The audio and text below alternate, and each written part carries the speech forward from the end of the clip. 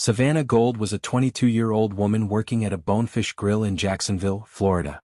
She was described by everyone who knew her as warm, funny, and full of life. She had plans. She had people who loved her. And on the night she disappeared, the last person who saw her alive was a co-worker. His name was Lee Rodarte. He was 33 years old. He was married. He had children. He worked alongside Savannah at the same restaurant and had developed what he described as a friendship with her.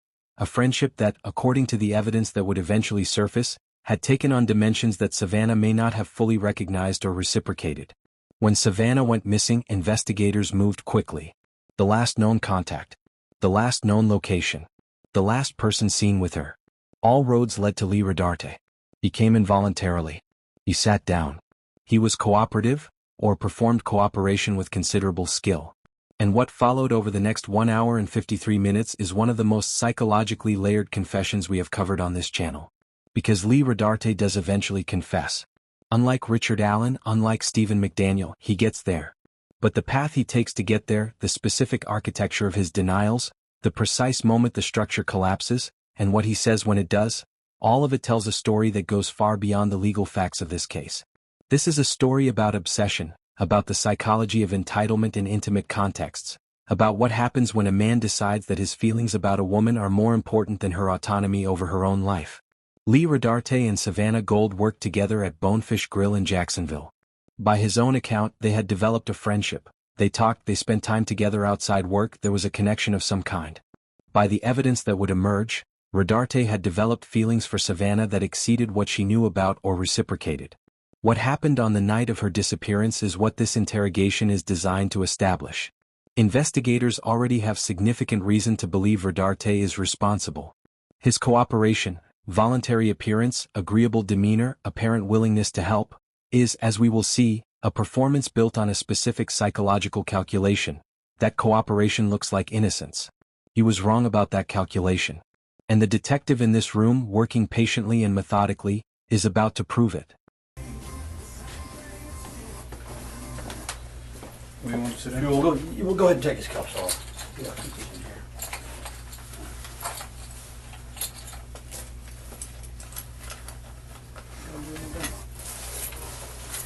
I got an extra one, but I need a smaller. You got it? no, I don't have it. I got the small one. Yeah, that's what I have. I had it. Okay, I'll use this. It's fine. It's my spare.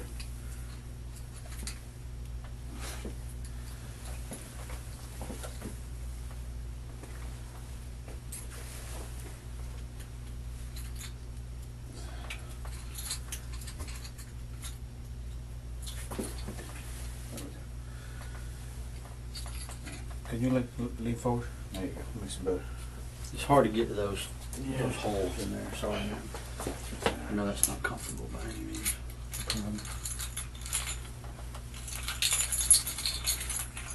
I got tired of buying new handcuffs too. I think I lost 2 in the last 2 months. I said, you know what? No more. Yeah. They were hinge cuffs too. How'd you lose them? Lending them out to people. I'll give them right back. And then they're marked, and I'm just waiting until they come back into the system. Right. Come back around my way. Me, I'm the guy that always returns them. Right. Boss, you would put your hands on your head. I gotta pat you down. Yes, sir. Quick, okay? No problem. Spread your legs for me. Do you have anything in your pockets that? No, I think they got it all. Okay.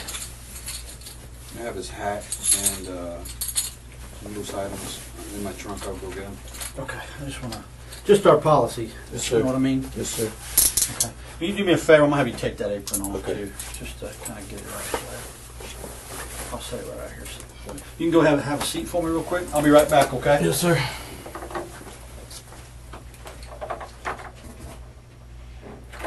You need a water or anything? I'll take some water. Water? Okay. Yep. Give me 1 second.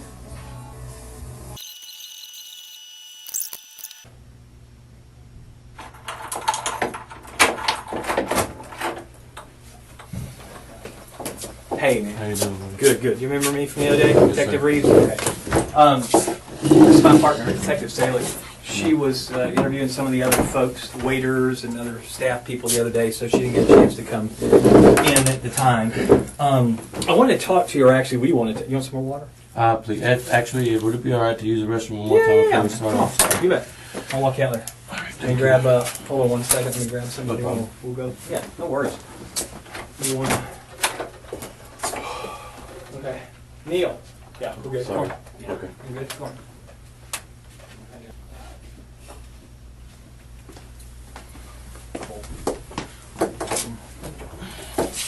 You want some water? Please. That'd be alright. Yeah. Might have grabbed some. You got a water?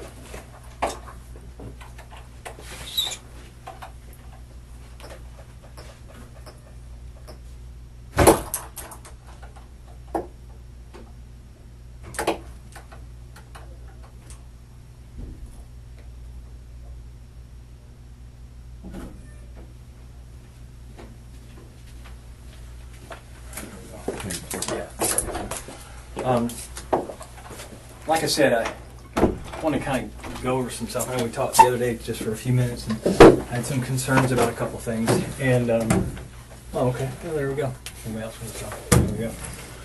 I wanted to talk to you about Savannah. So I just had a couple of things that came up that I wanted to ask you about specifically that didn't seem to line up. So I wanted to Yes, sir. come down and talk to you. Okay? Yeah. All right.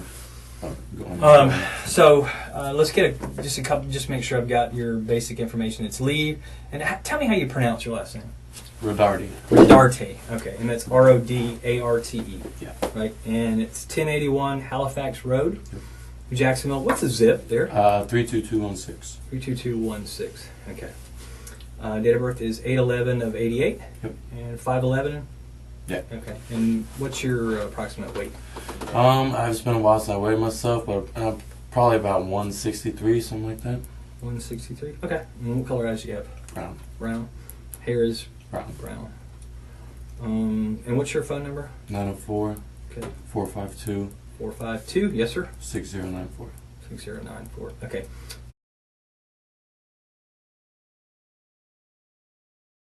Just make sure I have that. And white male. How old are you? 28. 28. And can you read and write? Yes. What's the last school you went to? Forest High School. Oh yeah. Before it was renamed. Yeah, yeah. When did you graduate from there? 06. Okay. 2006. All right. And you can read and write. Have you had? Have you drank any alcohol today? Any drugs today? I took an Adderall that my buddy gave me Okay. because I was there so late last night. I Yeah, came yeah. in and was super tired. Like, here, take this. Okay. Adderall. Yeah. And do you normally take that? No, I was. I've taken one a long time ago. Like, Okay. I wouldn't say high school. A little bit after high school, but it's been years. Okay. Yeah. But nothing to drink alcohol wise? No. Okay. And about what time do you think you took Adderall? It was probably 12-ish. Like noon? Yeah. Okay. And do you understand what I'm saying though? Yeah. Can you able to communicate? Yes, Okay, nothing. It didn't, make No. you not be able to. Okay. Yeah. And no alcohol. You said you can read and write? Yes. Perfect. Awesome. I want to ask you some questions, but I want to go over your rights. We are currently at 501 East Bay Street, which is the Police Memorial Building. Today is August the 5th, 2017, and it's approximately 7:15. Make sure I got that. Yep. So we'll say 7:15 p.m., give or take. Will you read just that top line to me? Yeah, the following rights under the United States Constitution. Perfect. I'll read these with you and you can just kind of follow. You do not have to make a statement or say anything. Anything you say can be used against you in court. You have the right to talk to a lawyer for advice before you make a statement or before any questions are asked of you, and to have the lawyer with you during any questioning. If you cannot afford to hire a lawyer, one will be appointed to you before any questioning if you wish. If you do answer questions, you also have the right to stop answering those questions at any time and consult with your attorney or with a lawyer. Do you understand those rights? Yes, sir. Okay, awesome. You just sign there that you understand them. That isn't admitting or not saying anything. It's just saying you understand those rights. Okay. Perfect. I appreciate that. All right. So, Savannah, you said that you knew her and you guys had, you knew her from work. I mean, just kind of fill me in with that. How long have you known her? Like I said, I've known her obviously since she worked since she started working there. I would say probably about 8 months ago Yeah. or so, we started hanging out outside of work. And at the time, I had a girlfriend. But I kind of, we kind of connected, me and Savannah. So we hung out a little bit here and there. Got pretty close. We come from, I guess, somewhat similar backgrounds, I guess you should say. Okay. She didn't have it the best growing up, neither did I. So we kind of connected and hung out for a little while. I'd probably say a period of 2-3 months. Okay. And then she started using drugs a lot. Okay. Now, I used them with her, not the same drugs that she used all the time, but I did them with her a couple times, and then she started to get heavy into them. And Oh, gotcha. Okay. so I kind of just tried to take a step back and, put things off. And after that, me and my ex started kind of chit-chatting again. Okay. And who's that? What's her name? Her name's Chelsea. Okay. All right. So we kind of started chit-chatting again. Never really 100% because obviously, she was still kind of upset about me hanging out with Savannah and stuff like that. And then probably a month or so ago, I saw Savannah at work, and she looked healthy again. She gained a little bit of weight, and just friendly talk at work. Telling her, hope everything's been good, and she told me, that I guess she did a lot of drugs and ended up in the hospital. And she ended up missing I want to say a couple of days, 3 or 4 days from work. Oh, okay.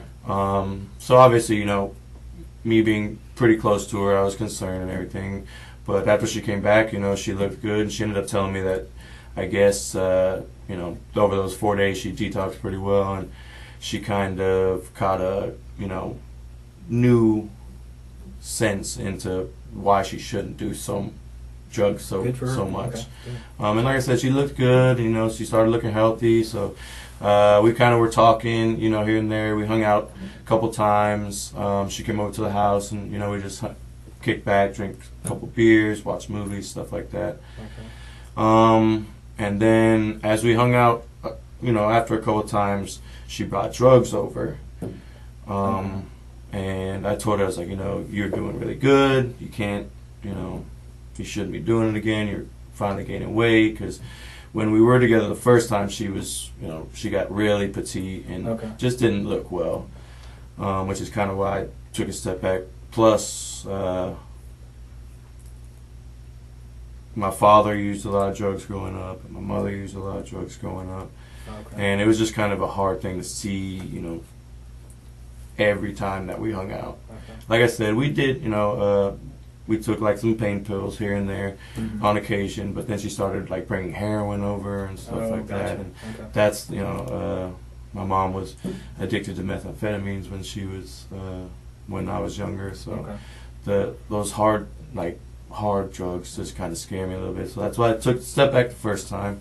And then I felt like she was better, as we hung out recently. And she brought drugs over to my house the last time that we hung out. And we would text here and there. I would ask her how she's doing, hope her day's going good. Just because I told her when she left the last time that we hung out, I was like, you're doing really well. Stop doing this, you can do it. Yeah, no doubt. And I heard that she just kept, was doing the same thing. So we texted a couple times, and I ended up telling her, I was like, hey, for one, I'm dealing with a lot of personal stuff myself right now as it is. I'm a little depressed. But I think we're moving too fast. I think we should, stop talking. And she said, I understand. It's completely fine. No problem. She said, I'll delete your number. I'll never text you again. Okay. And I said the same. I was like, I'm sorry. I didn't mean to, try to jump back into things. I think we moved too fast. And I said I wouldn't text her either, just to, kind of split mutual ways. Mutual. Right. Yeah. No worries. Okay. And that was the last time that we text. Okay. When was that? Yeah. When was that? It was probably 2-3 weeks ago. Okay. Sometime in July. Right.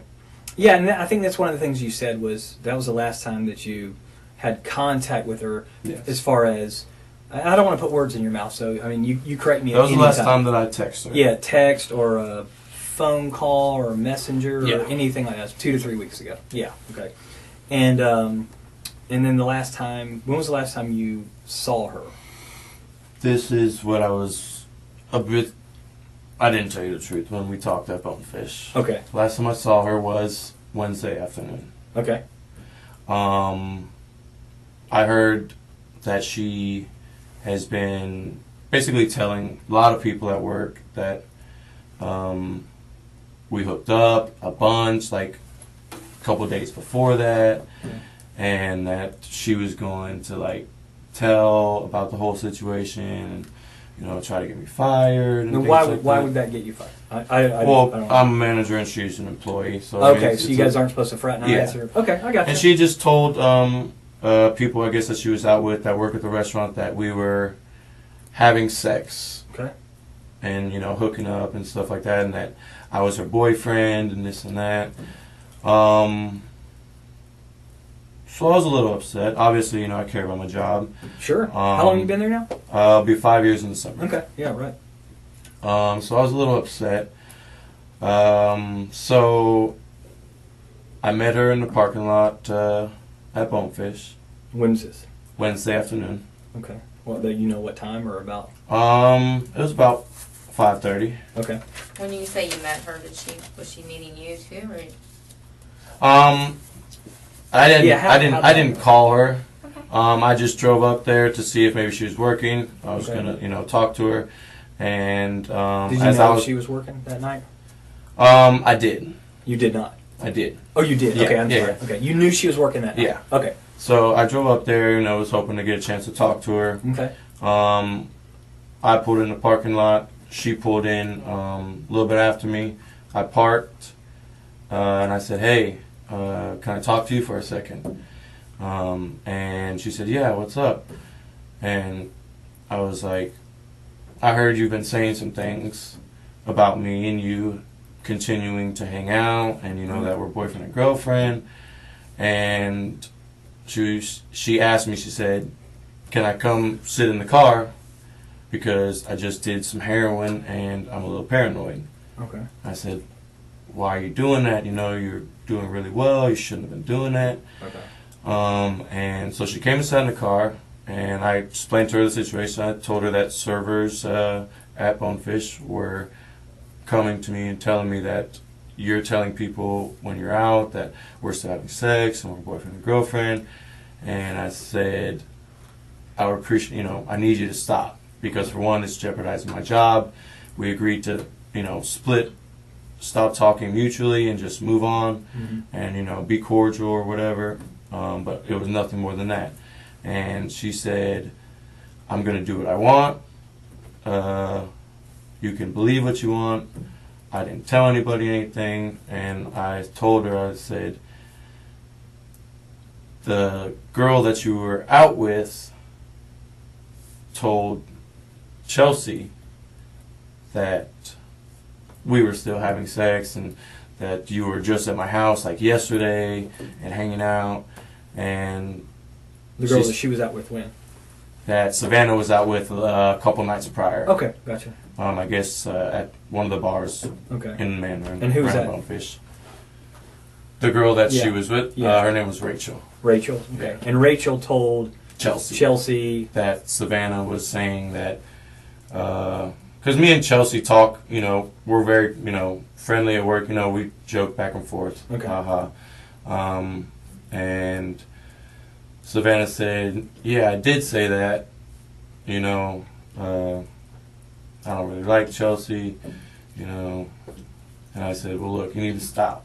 Because for one, like I said, we agreed to go our separate ways, and it's jeopardizing my job, and it's making me really upset having to come into work, or talk to Chelsea, and she just constantly, badger me about stuff that you're saying that isn't true. Yeah. And I told her that she needs to stop. At that point, I got out and I punctured the hole in the tire. Okay. And I said, "No, stop. Like, I'm serious. I don't want to talk to you. It's not good for us, so let's stop." And she just said, "Why'd you do that?" I said, "Well, I'm upset."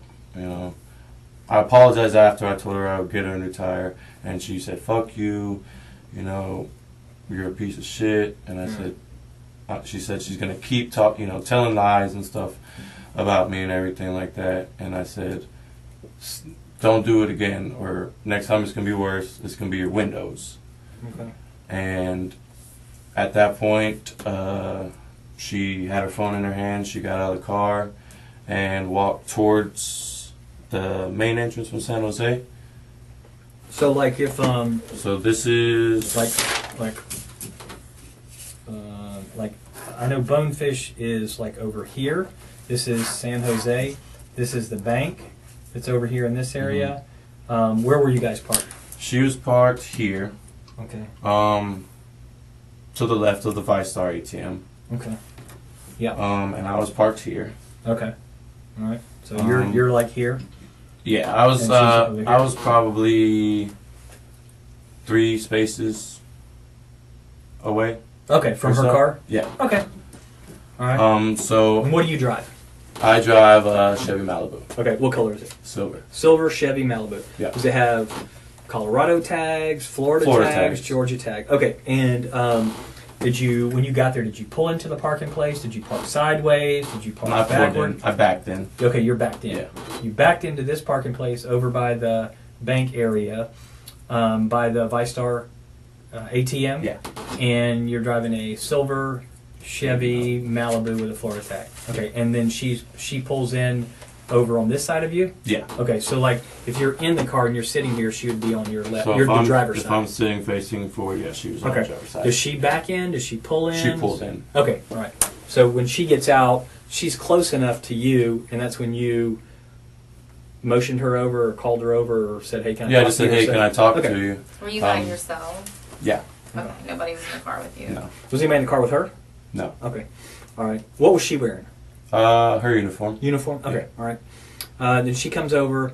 She says, "Can I get in the car?" If I say anything wrong, correct me. Okay. I'm gonna repeat back. But if I don't get something right, I need you to make sure I'm saying the right thing. Okay. You say, "Hey, can I talk to you?" She walks over, approaches on the driver's side. You in the car or out of the car then? In the car. Okay. You're sitting in the driver's seat. Okay. And she asks, can she get in because she's just done heroin? Yeah. Okay. And then how does she do it? Does she shoot up, snort, smoke? She snorts it. Okay. And then She's comes told me she shot up before, but Yeah. never in front of me. Okay. And then she comes and gets in the car with you. Yeah. And is your car a 2-door or 4-door? 4-door. 4-door. Does she get in the front seat or the back seat? She gets in the back, and I asked why she got in the back. Okay. She was like, "I just don't want anybody to see me, And where did you get into? She said, "You can come back here and we can talk." Okay. And so I got out and I got in the back seat. Okay, so you guys are both in the back Yeah. seat now. Okay, got you. All right. I wasn't sure. And then how the conversation went. Basically, you're telling her to leave you alone. Yeah. Stop harassing you, or why are you telling people that we're having sex and you guys, you don't want to jeopardize your job along Yeah, I those just lines? told her, especially since she was high, I was like, it's, we just don't need to have anything to do with each other. Okay. And she said, "Fuck you, I'm going to keep doing this or whatever." Okay. So I got out and And what did you punctured tire. use to? Which tire did you puncture on her car? driver's side, front. Front driver's side. Yeah. Okay. And what did you puncture it with? I had a small kitchen knife that I used as a Phillips head screwdriver one Okay. time. Is that in your car, or is that on your person? Is like a part of your It's something that I had in the car. Okay. It's not nothing I use at work. It was just one from the house that okay. I needed a Phillips head screwdriver one time when I was out there. And I just left it in there. And it was in the car. Is it a screwdriver you did it with? No, it was like a small paring knife, I guess you would say. Paring knife? Yeah. Did it have what color handle did it have on it? It was just all metal. Okay. An all metal paring knife? Yeah. Okay. And then did you cut it, puncture it, something else? Stabbed it, like a puncture. Yeah. And then you got back in, and then what did you say to her? I said, "Now, can you leave me alone? Like, I'm serious. I don't want to talk to you." And she said, "Fuck you. Why'd you do that?" And I said, and she continued to say that she's going to do whatever she wants, you know, and she'll say what she wants, no matter what. And I knew in my mind it was because she was high. Yeah. So what did you say? But I got obviously you got to get pissed. Yeah, I got aggravated. I mean, I would too. Yeah, I got frustrated. Yeah. And I said, you know, well, next time it'll be worse. It'll be your windows. Okay. And then now you go ahead. No, go ahead. Now, have you ever done anything like that before to her car? No. Okay. We were told that it happened before to her car. Have you heard that? I didn't heard that. You had not her heard car that? had been vandalized before. No. You have? No. Okay, so you didn't know about that? No. Okay. Same deal? Okay. All right. Okay, what were you were saying something about the after you got back, did you get back in the car? Yeah. Okay, and did you get in the front seat or the back seat? I got in the front seat. Okay, that time you got in the front seat. And where is she? She was in the back seat still. Okay. And at that point I said, you know, "Now leave me alone." She responded. I said, "Next time it'll be your windows." Okay. And she said, "Fuck you, you know, I'll do what I want." And she got out. Mm-hmm. And it looked like she was either texting or calling somebody. Okay. Because as she started walking towards there's an entrance to the plaza. Okay. Yeah, it's closer towards 295? Yeah. Okay. I wouldn't say she was walking along the edge of the plaza, but she was walking maybe towards this way. Mm-hmm. And I would say an older model Ford pickup, green, Okay. drove past me and around, and she got in. Okay. We are 22 minutes into this interrogation, and Lee Rodarte has done something that the other subjects we've studied on this channel largely avoided. He has talked extensively. He has given a detailed account of the night, of his relationship with Savannah, of his movements, of his feelings. He has been, by every surface measure, cooperative and forthcoming. And every single word of it is building a trap that is going to close around him. Let's talk about why. Lee Rodarte's opening strategy in this interrogation is the inverse of most of the subjects we've studied. He talks freely, volunteers detail, expresses emotion, describes his relationship with Savannah with what sounds like genuine warmth and concern. This is a specific and recognizable interrogation strategy that forensic psychologists call cooperative deflection. The logic is straightforward. If I appear to be completely open, if I volunteer information before I'm asked for it, if I express the right emotions at the right moments, I create the impression of an innocent person who has nothing to hide. The vulnerability of this strategy is that it requires the person executing it to maintain complete internal consistency across an extended period while simultaneously managing what information to include and what to exclude. Every detail volunteered is a detail that can be checked. Every timeline offered is a timeline that can be tested. Every emotional beat performed is a performance that can be compared against physical evidence. The more you talk, the more surface area the investigator has to work with. Rodarte doesn't know this yet. Or if he does, he has calculated that the alternative, silence or denial, looks worse. One of the most psychologically rich elements of this opening section is how Rodarte describes his relationship with Savannah. He uses language that positions them as close. He cares about her, they have a real connection, she matters to him. But listen carefully to the structure of his descriptions. He talks about what he feels for her, what he thinks about their connection, what he believes their relationship means. He describes the relationship almost entirely from the inside of his own experience, with Savannah's perspective, feelings, and interiority appearing only as supporting texture for his narrative. Forensic psychologists who study intimate partner violence and what researchers call coercive controlling relationships identify this as a significant early indicator. The partner who narrates the relationship entirely from their own perspective, in whom the other person exists primarily as an object of their feelings rather than a subject with independent feelings of her own. This is not always sinister. Many people describe relationships this way in casual conversation. But in the context of an interrogation about a woman's disappearance, combined with what we learn about the nature of Rodarte's feelings for Savannah, the pattern takes on clinical weight. By the 20-minute mark, Rodarte has provided a detailed account of the night in question. And already, in the texture of that account, inconsistencies are beginning to appear. Not dramatic contradictions, but the small, specific implausibilities that experienced investigators learn to identify. The timing doesn't quite work. The sequence of events has gaps. The explanation for certain movements, why he went where he went when he went there, has a quality of retroactive construction rather than genuine recollection. Genuine memory is imprecise in specific ways. It contains sensory detail, emotional fragments, partial images. It doesn't always produce clean timelines. Constructed memory, the kind produced when someone is building a narrative rather than retrieving one, tends to be cleaner in the broad strokes and vaguer in the specific detail. It has a rehearsed quality. Rodarte's account has that quality in places. Not throughout, he is too intelligent for complete fabrication to be obvious. But in places. And the detective is already noting where. Throughout this first section, Rodarte deploys emotion, concern for Savannah, distress at the situation, anxiety about being questioned. And here, as always in forensic psychological analysis, we face the fundamental interpretive challenge. Emotion and interrogation can be authentic or performed, and they can look identical from the outside. What we can observe is the appropriateness of the emotional display to the content of the conversation. Does the emotion appear at the expected moments? Does it have the right duration? Does it feel proportionate to the stated relationship? In Rodarte's case, there are moments where the emotional display has a slightly manufactured quality, where the distress appears slightly too organized, slightly too controlled, slightly too connected to the parts of the story that benefit him rather than to genuine grief about Savannah's situation. This is subtle. It is not conclusive. But it is the kind of clinical observation that experienced interrogators accumulate over the first 20 minutes before they begin to apply pressure. So, while you guys are in the car together, you guys are talking back and forth. She's not on her, is she calling somebody while you guys are talking back and forth on the phone? She didn't call anybody, no. Okay. She had her phone in her hand. Yeah. But I don't think she texted anybody. Okay. So she gets out of the car with you, and starts walking in this direction. I was in the car. You were in the car, but she got out. Yeah.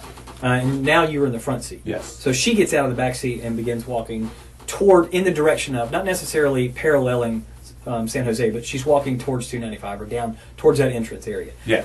And then she's got her phone, and you said you thought she was calling somebody? She had it in her hand and looked like, I couldn't tell if she was texting or not or anything. But she had her phone out. Yeah, she had her phone out and was looking at it, and then it looked like she was going to put it up to her ear, and then the green truck came around. Okay. And how long do you think it was between the time that she got out and started using her phone till that green truck pulled up? Maybe 5 minutes. Okay. So wow. So if she called somebody, they got there in 5 minutes to pick her up? Well, like I said, it looked like she was going to call somebody, and that's when the green truck came around, and she got in. Okay. So she gets in the truck. What happened at that point? They drove back around, kind of looped around a little bit. Which way did they drive? So she would say like here. Mm-hmm. The green truck comes here, and then kind of just loops around. Mm-hmm. And I guess they exited that way, and at that point, I left. They exited going which way? Down San Jose? Towards Claire Lane. 295? I guess to leave the. So they come out on the back shopping side of center. this bank, like this way, Yeah. towards Claire and San Jose. Yeah. And then you pull out. Which way do you go? I go around and then go out the same way. Same way. Yeah. Okay. And where do you go from there? From there, I go home. You just go straight home from So there. tell me your route on the way home that you went. 295 all the way to Beach Boulevard to Grove Park, and then Grove Park. How long does that usually take you? Depending on traffic, obviously. I think it usually takes me about 25 minutes or so. Okay. What happened to your neck? That was self-inflicted, actually. Why? I just have been having kind of a hard time. To your neck? I couldn't. Yeah, I did. And What did you use? a knife. When did you do that? Some time in July. You did that in July and it's still Yeah. bloody? Well, I kind of peel the scab here and there at work, hitting it on stuff like that. I peeled it last night working. And it was coming off a little bit today, so I peeled that a little bit. All right, let me see. But this was the same night. This one was just a lot worse. Yeah. Than this one was. Okay. And that was in July? Yeah. Okay. Like a few weeks back. Yeah. Okay. Okay. So who could you see who the person in the truck was? The truck had fairly tinted windows. I saw a baseball cap. Yeah. Okay. You see a guy, girl, white, black? I couldn't really tell if it was a guy or a girl. Okay. I just remember seeing the truck drive and her get in. Yeah. And obviously I'm sitting in the front and the truck drives right past me. Yeah. And I saw a baseball cap through the passenger window. Okay. But so did it seem like she knew the person? I mean, she got right in. Yeah, had you ever seen that truck before? No. Never. Mm-mm. Have you seen it since then? No. Did Why she did- say? Oh, go ahead. Well, did she say anything to you when she got out of the car, other than She was just fuck like, you? "Fuck you," you Okay. know. I'm gonna do what I want. And then She doesn't got say out. anything other than that. Okay. Lee, why didn't you mention this before since we've been looking for this girl? I mean, don't you think that information I mean, is it definitely important? does. And I regret obviously not saying anything before. I mean, I talked to Chelsea, and she said, you need to tell them what you know and everything. When did like you talk that. to Chelsea? You talked to Chelsea about this? Yes. Okay. When did you talk to her? The day that it happened. Okay. Because I mean, her whole issue with me was me hanging out with Savannah Sure. prior. Yeah. And if Savannah's out of the picture, then you guys can be free to have your relationship, be back together. Yeah. Yeah. I mean, Savannah's in the way, in essence, right? I mean, she's kind of creeped in. I mean, she sounds like she's an ass. I mean, she's that way to you. If she's out there telling people you guys are having sex, and if you're not, or if you are, then she's the one that's kind of pushing your buttons. She's pushing Chelsea's buttons. I told Chelsea that I was gonna tell her, to leave me alone. You were going to tell Savannah? Yeah. When did you tell Chelsea that? I believe it was Tuesday Okay. night, maybe. Tuesday night? Yeah. And you, how do you guys talk? Do y'all Facebook, talk, text? Text message. Okay. And do you have a Facebook? No. Okay. You don't have one at all? I had one. Okay. I deactivated it maybe a month or two ago. Okay.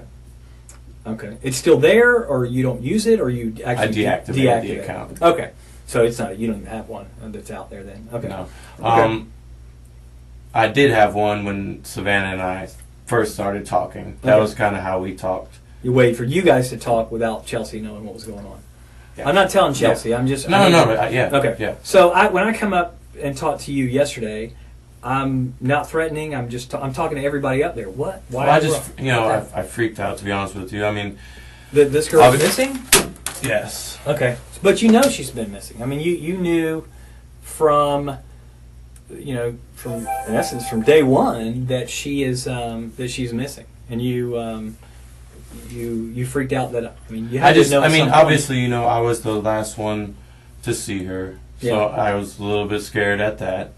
How do you know you just said you weren't the last one to see her? You just said somebody in a truck. Well, the last one to see her at Bonefish. Okay. The last one she's heard from. or Right. had contact with that anybody knows of. Sure. And I thought that I had a warrant out already. Okay. What's the warrant for? I didn't go to a court date for a ticket, Okay. Okay. so obviously I didn't. I talked to you last night. Yeah. And I didn't have handcuffs. Wasn't threatening in any way. Definitely not. And I left. So, what were you? You were worried. If you were worried you were going to get arrested, then that would have happened. Well, that's another reason that Chelsea called me and I said, I told him I didn't, know anything what do I do now? You know, I already. When did you talk to Chelsea about that? When did you talk to her? About that you talked. It had to have been after last night. So was it today? No, I didn't talk to her today. Okay, so I was up there talking to you last night, like 11 o'clock. Yeah. So did you talk to her No, after that? It was earlier in the day.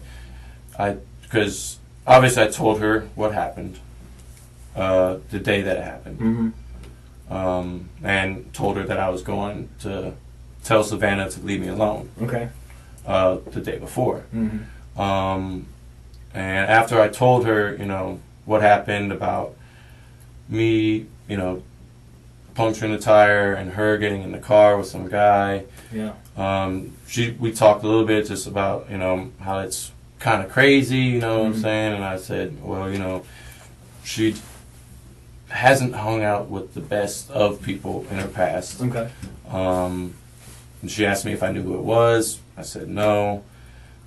Just told her it was, you know, a green truck. Mm-hmm. And then everything happened, and you know, her mom and the police came up there and everything like that. So we talked Thursday night, and she said, "Hey, you need to tell somebody." Okay. And I was like, "I don't know what to do. You know, I'm scared. I don't want to get in trouble for, you know, anything or have anything, you know, be a suspect or anything like that." Which, I mean, obviously wasn't the right decision to make. Yeah. Yeah. Because now, yeah, I mean, because we're going to find out stuff. Yeah, we could have gotten 3 days ahead. Obviously, now it looks. So, so you're saying that there's a green. What kind of truck was it? It looked like a Ford, like a mid '90s. Mm-hmm. Yeah. It was a 2-door, maybe the ones with the little third door that you open from the side. Okay. Well, the good thing about that is we should be able to verify all of those kind of things. That won't be a problem at all. Yeah, just I don't know. I mean, so you said that you told her that you had talked to us, but I don't think that could chronologically. I don't think that could match up. Okay. We talked Thursday. Okay. And not last night after we talked. Or we talked Thursday. Okay. After like her mom and everything was on the news. Yeah. She called me and was like, "Hey, you know, everything's all over the news. You need to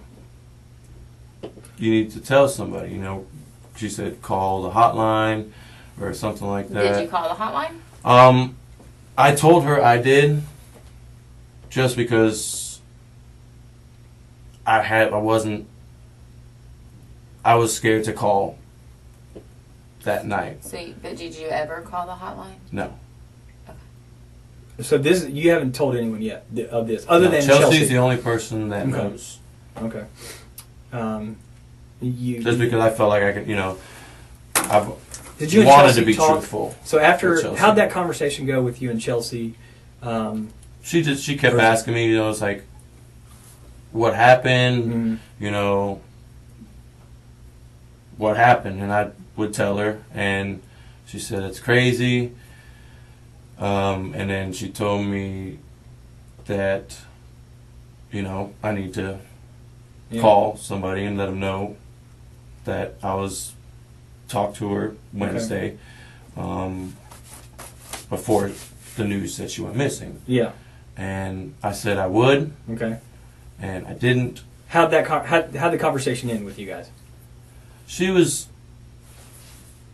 told me, she's basically said that she's not gonna, you know, she doesn't want to associate with me because I talked to Savannah on Wednesday. But you had already told her you were going to do that. Yeah. Okay, so you see, the thing with me and Chelsea would argue all the time about me not telling Savannah to cut it off or whatever. Yeah. But you go up and you meet. Chelsea knows that you're going to go meet Savannah Wednesday afternoon. Yes. She knows that. Yes. Afterwards, do you guys talk about how that conversation went? Yes. Okay. So she knows how the conversation ended. Yes. And you told her that night, Wednesday night, about the truck and about her and about you puncturing the tires. is there? So you just called her and told her? No, we spoke first via text. Okay. So you text her from your phone. Yes. That you slashed her tire or punctured her tire or anything like that. So that's on your phone? Yes. Okay, so that text message is on your phone? No. Why not? Well, I mean, I took a picture of the tire first, Mm-hmm. And sent it to her. Send it to Chelsea. Okay, yes. all right. So that can verify that. Yeah. Okay, so where's that? That's on your phone now? No. Okay, why isn't it on your phone? I deleted it once, Thursday came around and the police came up and everything like that, and they said Savannah was missing because I freaked out. I was like, holy crap. Yeah. I mean, that sounds like sounds crazy. Which is, so you obviously me sending a picture of one of the things that they pointed out on the news kind of scared me. Sure, So, absolutely. So how do you guys get together, or y'all talk anymore Wednesday night? Does she do a follow up with you? How'd the conversation go? How'd the rest of Wednesday go? She called me on my way home. Okay. And asked where I was. And I told her I was like pulling in my neighborhood. And then we just talked about the situation. She asked what I said to Savannah, what Savannah said to me, and how I stabbed the tire and everything like that. And she asked why, because she was texting me while me and Savannah were talking, and I didn't reply because we were talking, and we were going back and forth. So I didn't text her back, and I told her, I'm not ignoring you. We were talking, and then I said after I punctured the tire, I wanted to leave. Okay. Because obviously, get in trouble for stabbing somebody's tire. Sure, yeah. So I didn't want to get in trouble. Okay.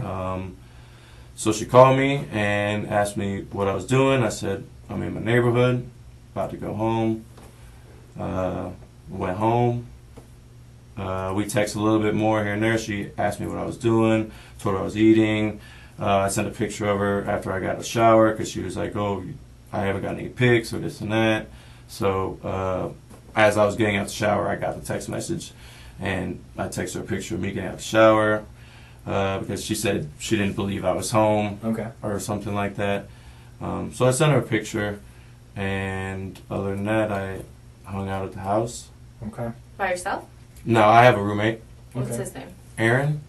Aaron. Okay. Bieger.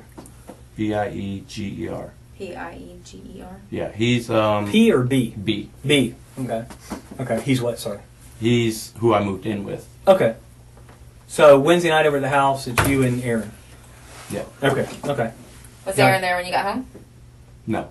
What time did he get home? 11-ish. Okay. A little bit after. But before that, you just hung out at this house by yourself and ate? I ate some dinner, took a shower. Chelsea actually came over Wednesday night, if I'm not mistaken. Okay. And what'd y'all do? Just hung out, watched movies, drank a couple beers. Okay.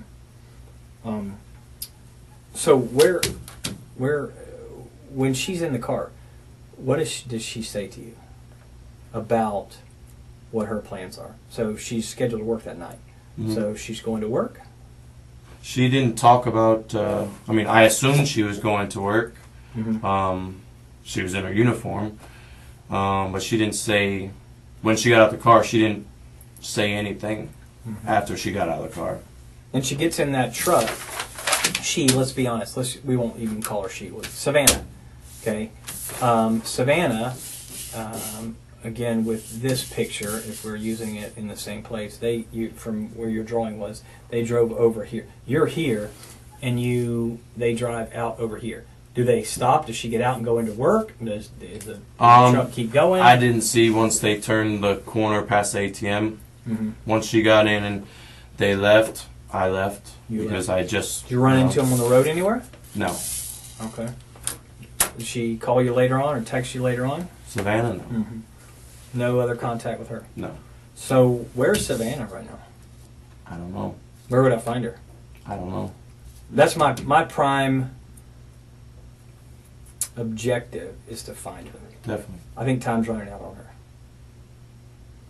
And I think that... I mean, I should have said something to you guys when I talked. Oh, yeah, I yeah, should have you said should. something Wednesday or Thursday when it was brought in. So brought to everybody's tell attention. me how I go from nice guy, never met you. You seem like a nice guy. I come up and talk to you. Again, out of you agreed that there was nothing threatening or anything about our conversation. Just asking you for some basic, simple things. We talked for just a few minutes, and you didn't tell me this story. I'm not going to say the truth because I think there's holes in this story too. Okay. So you don't tell me this story, and then today we're talking again because I brought you down to talk to you because I found holes in that story that didn't match up, and now you're telling me another story that there's holes in this story that does not match up. So where's Savannah? I don't know. Where? Well, why were you being hesitant about Chelsea being at your house? You first said that you I went by yourself, you ate Yes. alone. Yes. And then I ate Aaron- dinner alone. Yes. Right, but that's not true either because you ordered Papa John's. Yeah. For Chelsea. I ate corn dogs earlier in the evening, and And when you Chelsea put- got there, she was hungry. Right, but you said So I said clearly said yeah. you were alone. When I ate the corn dogs, yeah. Okay. Well, you know what I'm I saying. remember specifically texting Chelsea, "I'm eating corn dogs." Okay. And all that's on your phone. No. Why would So- you delete all that? Just a conversation with you and Chelsea, you would delete about I'm having corn dogs? That text might be on there. Okay. But once we got to talking about, me going up to Bonefish and everything like Yeah, that, Chelsea said, don't involve me. Does Chelsea You know. believe you? I don't know. Okay. Just so you know, Chelsea thinks you're bullshit. Okay. Because we've talked to a lot Yeah. of people. So, and And I mean, that's about the gist of, Chelsea's attitude towards me for the most part for the past months. Okay. Ever since me and Savannah. Is that because First. you're a liar? I mean, to her, like in the I mean, past? That's pretty much what she labels me as, yeah. Do you because lie? Not about, no. I mean, obviously I lied to her about Okay. hanging out with Savannah and stuff and you like lied that. to me about Savannah.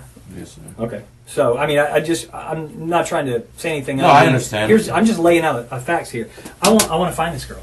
I need to find her. I understand. And here's a couple reasons I need to find her. One is I'm hoping that she's still alive.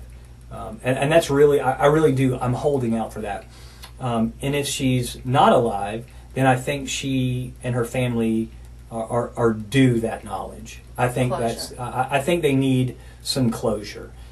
Because I think the reality is if somebody's dead somewhere, a parent would want to know. I think do you have kids? No. Okay, so one day when you have kids, the uncertainty is whatever kind of a person she is, and I'm not about to say what kind of a person she is, because I'm not making any judgments. I'm saying that this human being is, if she's alive, then I want to find her. I need to make sure she's okay because several days now she hasn't been around.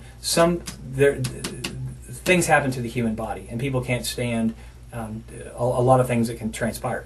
But the other thing is, if she's not, this family deserves better than this. This family deserves better than somebody who works with her and who's got knowledge and won't tell the police because they're worried about their own ass. Because that's pretty cheap. I'm gonna be honest with you. And I agree. your feelings in it, I don't really care about your feelings. What I care about is finding her.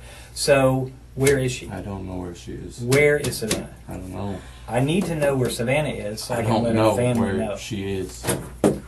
You don't know because you had something done with her and you weren't involved in that part? I don't know. Tell me something. What can I work with? I told you the last time I saw her. But that's not true because we have proof. We have proof. And that's why we're sitting here, Lee. At this point, we need this for her. I mean, I look at that little girl and I think of my little girl. My little girl who's her age. That's who I think about. That was my little girl. I couldn't imagine. I don't care what she said about you or whatever, but my little girl is that age. Maybe and you're not telling the truth. Maybe something gets out of hand in the car. I didn't do anything. Okay, you didn't do anything, but she was in your car. She never got out of your car. She never got out of your car. Lee? We're not saying that you did anything. I'm trying to find her. I didn't say you did anything. I don't know where she is. Well, we can prove that you left with her in the car. So please, do everybody a favor and just tell us. Where is she? You got to be able to separate. We're not sitting here saying you did anything to her. I don't know. She's on drugs. Maybe she passed. I don't know. I'm not in that car with you guys. I know that she's in that car with you. I have proof of all of this. Okay, let me ask you, Lee. Then tell us now if you're being an honest man. Are you being honest? Yes. Okay, well then let's start being honest. She never got out of your back seat, Lee. She never got out of your back seat. Video cameras don't lie. Lee. How do you know? How do you think I know this information, Lee? I wasn't there, but a video camera caught it. Tell me what happened. I don't know. What happened to her? Was it an overdose? Is that what happened? I don't know. I'm not in the car with you guys. You just said she was in your car and she had admittedly had done heroin. Bodies overdose all the time. Is that what happens? Does she overdose? Okay, well tell us when you left with her in the car, because that is what is shown. We can't make up that. We can't falsify a video camera, Lee. I'm not lying to you because you know I'm telling the truth because you know that's what's on the video. How else would I know that? I don't unless I have the video. Where did you go with her? I didn't go anywhere with her. You did. No. You did. So the video camera's lying? I don't know this. I mean... Well, I'm telling you. I'm telling you. I'm not lying to you. I'm not making that up. That's why I'm so passionate about this. This is someone's child. You might not have kids, but damn it, is she someone's kid? It's not fair to her mom with stage 4 cancer. All she wants to know is where her daughter is. But I have this man sitting over here, a 28-year-old man, that first says, you haven't seen her. You didn't see her that day. To now the roles have reversed a little bit because we've been doing our background. Okay? And now you're saying that she was sitting in your car, which all lines up with the video, actually. I'm glad that you said you got in the back seat with her. All that lines up. Walking over to her car, puncturing her tire. Everything lines up. You come back to your car and going back to her car. Everything lines up. But you know what doesn't line up? After that passenger door comes open and shuts, comes open and shuts, she never gets out of that car. And you drive off. She never gets out of that car. There is no green truck. And that's not right to her. We're fact finders, Lee. I don't have anything personal against you. No, not at all. I mean, it's we're over. just fact finders. We're just happened. doing Where our is she? job. No. Where did you go with her? Where did you go with her, Lee? Be a human. You're a human. You're a man. Where did you go with her? I know you're not that cruel inside. Seriously. Where did you go with her? Maybe you don't know where she is now. Where did you go with her? Please. I'm begging you, Lee. Please. Please tell us. Please don't make us waste any more of our time. Just tell us. Please tell us. Please. I'm begging you. I know you're not evil. Just tell us where she is. I'm begging you. Please. Please. Can you please just tell me? You do know. Is that how you wanted people to think? I know you're not an evil person. I don't see that in you. I don't see that in your history. I don't hear those things about you at work. Please tell us where you went with her. She never got out of your car. Please tell us, Lee, please. I'm begging you. For her family. Please. Please. She didn't get out of your car. And you know that, obviously.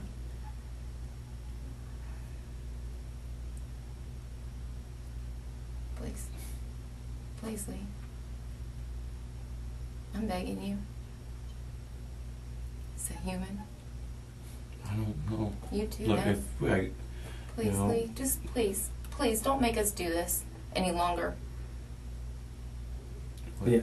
For her family. Can you Just tell us where. Can you just tell us? Well, Where No. did you go? Where did you go with her then? Can you At least tell us that. at least tell us that part? Where did you go with her afterwards? She didn't get out of your car, and you know that obviously because I and know we do that. too. That's why we're here. Just tell us where. Where did you go with her? Tell us that.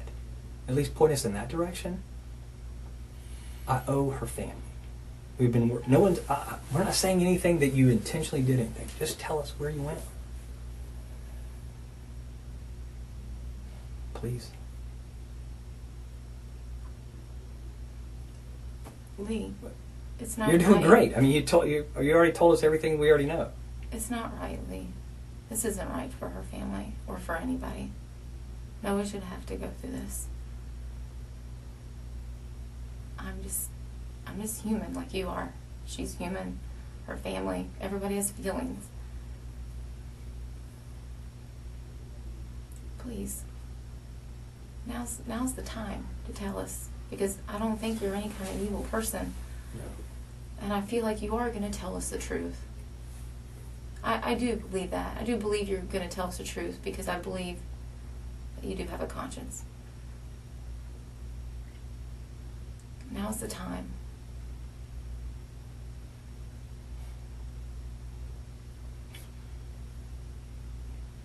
Please. That's all we're asking. Is just where'd you guys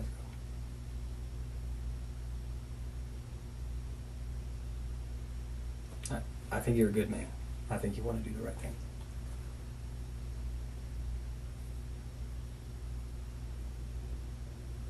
When y'all left out of there, you went down Clare Lane, you made a left on San Jose back to 295, and you get up on 295.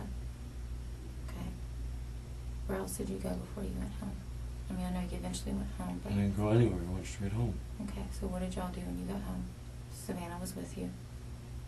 She was with you. And that's okay at that point, but I need to know where did she go from there? Is she still at your house? No. Okay. Is she still in your car? No. Okay. Well, then where is she?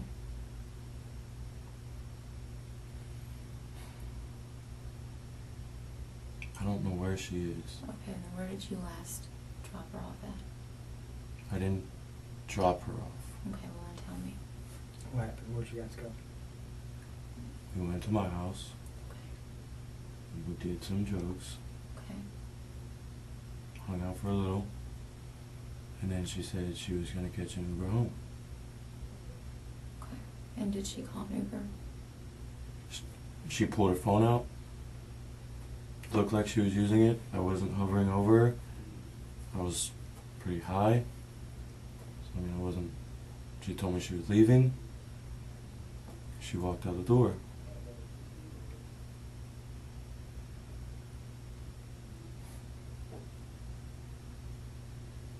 What was going on in the back Didn't do seat? anything to... What was going on in the back seat?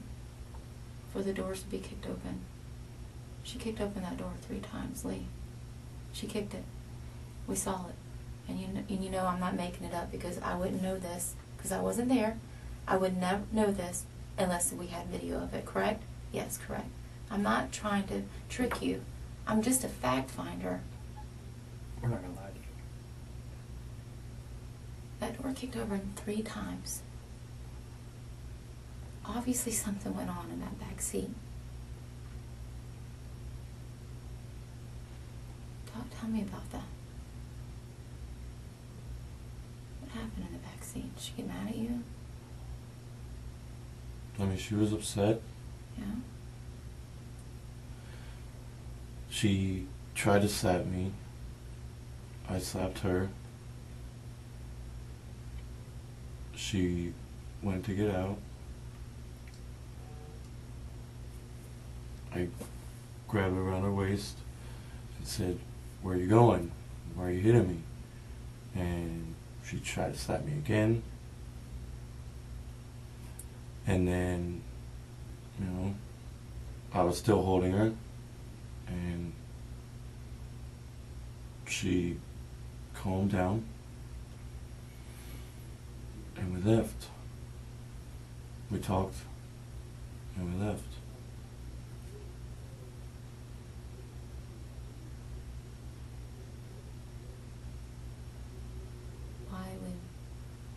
Why would she leave with you after that? Why would she want to say, "Thanks for slashing my tires.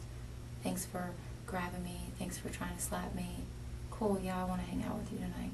Why would she? I mean, we've gotten arguments plenty of times where she says she doesn't care what happens or anything like that.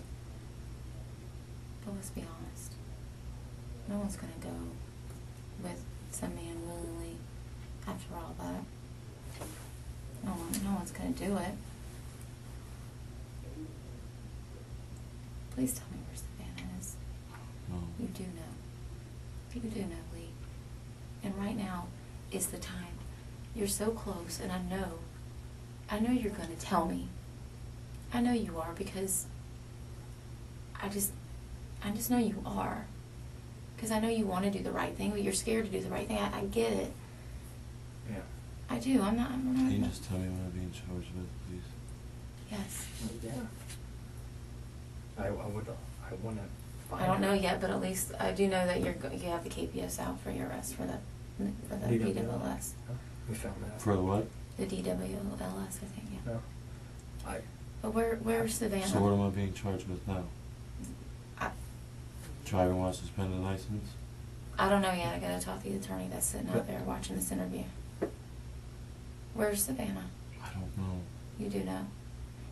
So you're gonna make me and our team and this whole entire sheriff's office and every person in the community to get out there after, after they know the truth of who she left with and sees the struggle in the backseat of your car.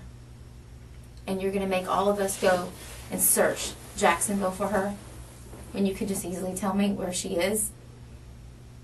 Is that what we're going to put everybody through? Think about this. All right. Sometimes people do wrong things, right? Some people make mistakes. It's what you do afterwards. I got a family that needs closure. They are now coming to the reality that she's no longer with us. I need closure for them. When stuff gets out that you guys left and all that together and all that kind of stuff, do you want people to remember you as a guy who said, okay, look, I'm going to do the right thing? Or do you want your family and everybody else to think that you're some evil, heartless person who won't tell us where she is? Why would you put your family and her family through all that? I don't think you're that kind of guy. I don't think you're evil. Something got out of hand. I get it. But what do you do after that? Here's what you do. You do the right thing now. Just tell us where she is. Closure for her family. Lee, we understand. Listen, we understand. We're not trying to hem you up on anything, man. I'm telling you, I'm thinking about this girl and her family. And your family. She was serving. Please tell me where to go find her.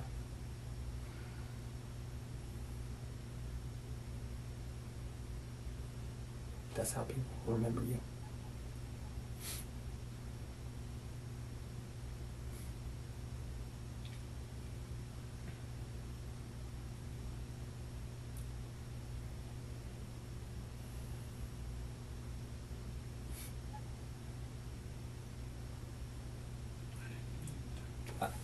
Okay. Yeah. We can We work with can that. work with that, man. We can work with that. What? You gotta do the right thing now. You can do this. You can do the right thing. She was hitting me. She wouldn't stop, and I squeezed back, Okay. and she was just. Was she under your arm or something? Or she started hitting me. You know, after I, slashed her tire. Right. And we went back and forth, and I squeezed her hard. You squeezed her around her neck or around her neck with your hands? She had her hands around mine. Okay. And then you had yours around hers and y'all were just fighting back with each other. Okay. She just wouldn't let go, and I didn't let go. Okay. Where is she now? Please tell us first. You got the hardest part out. I understand yeah. that. And you got the hardest Freaked part out. Okay. I left. All I wanted to do was leave me alone. We know. I know. You're doing good, buddy. It's a pond on the west side. Off of Club du Clay Club du Clay? Yeah. Okay. and Longchamp. Yeah. Okay. If I got a map printed out of that, you think you could just show me that? Okay. It's on the west side from Club du Clay and Longchamp. Okay. And did you? You're great. Thank you.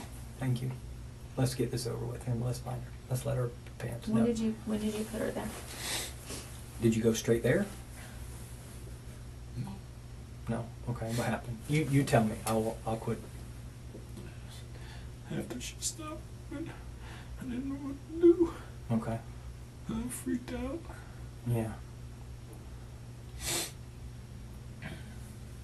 I didn't know. I have the faintest idea what's supposed to happen after that. So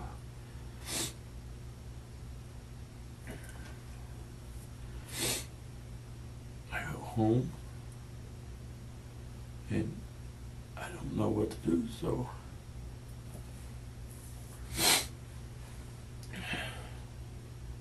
we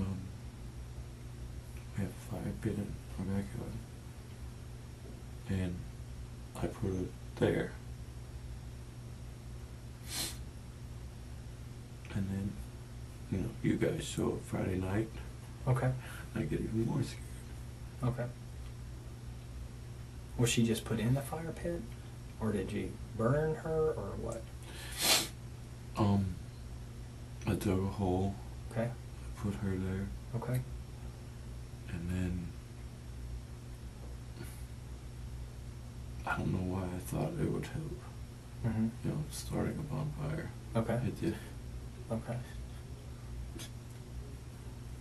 We are now an hour into this interrogation and the landscape has fundamentally changed. The detective has introduced what he has. Cell phone data that contradicts the timeline. Physical evidence that places Rodarte somewhere he said he wasn't or wasn't somewhere he said he was. The cooperative facade is under direct pressure for the first time. And what is happening to Lee Rodarte's account in response to that pressure is one of the most psychologically instructive things we have seen across this entire series. Let's talk about it. The detective's approach in this middle section deserves careful analysis because it is methodologically distinct from some of the other interrogations we've covered. Rather than confronting Rodarte with evidence in a single dramatic presentation, the way Smith laid out the tire tracks and boot prints for Russell Williams, the detective here introduces evidence incrementally, a piece at a time, giving Rodarte space to respond to each piece before introducing the next. This is deliberate, and the psychology behind it is sophisticated. When evidence is presented all at once, the subject can respond to the totality, they can acknowledge some elements, dispute others, and construct an alternative narrative that accounts for the package as a whole. When evidence is introduced piece by piece, the subject is forced to respond to each element individually, before they know what's coming next. Each individual response becomes a commitment. And those commitments, made sequentially before the full picture is visible, become increasingly difficult to reconcile with each other as more evidence arrives. It is the difference between showing someone a completed jigsaw puzzle and handing them the pieces one at a time while asking them to explain each piece before they can see how it fits with the others. Rodarte has no way to know, when he responds to the first piece of evidence, what the second piece will be. So he commits to an explanation for the first piece. And then the second piece arrives. And the explanation he just committed to doesn't account for it. So he has to revise. And then the third piece arrives. And the revision doesn't account for that either. The account begins to collapse not in a single dramatic moment but in a series of small, increasingly visible structural failures. Cell phone location data is one of the most psychologically destabilizing pieces of evidence in modern interrogation, and the reason is specific. It is concrete, it is precise, and it is very difficult to explain away without directly contradicting yourself. You can claim you don't remember where you were. You can claim witnesses are mistaken. You can claim physical evidence was planted or misinterpreted. But your phone, your personal device that you carry everywhere, that pings towers constantly, producing data that directly contradicts your stated location is a different category of problem. When the detective presents cell data that contradicts Rodarte's account, watch what happens to his response system. The clean, detailed, cooperative narrative that carried the first hour begins to fragment. The explanations become more effortful. The hedging increases. Statements that were previously delivered with confident specificity are suddenly qualified.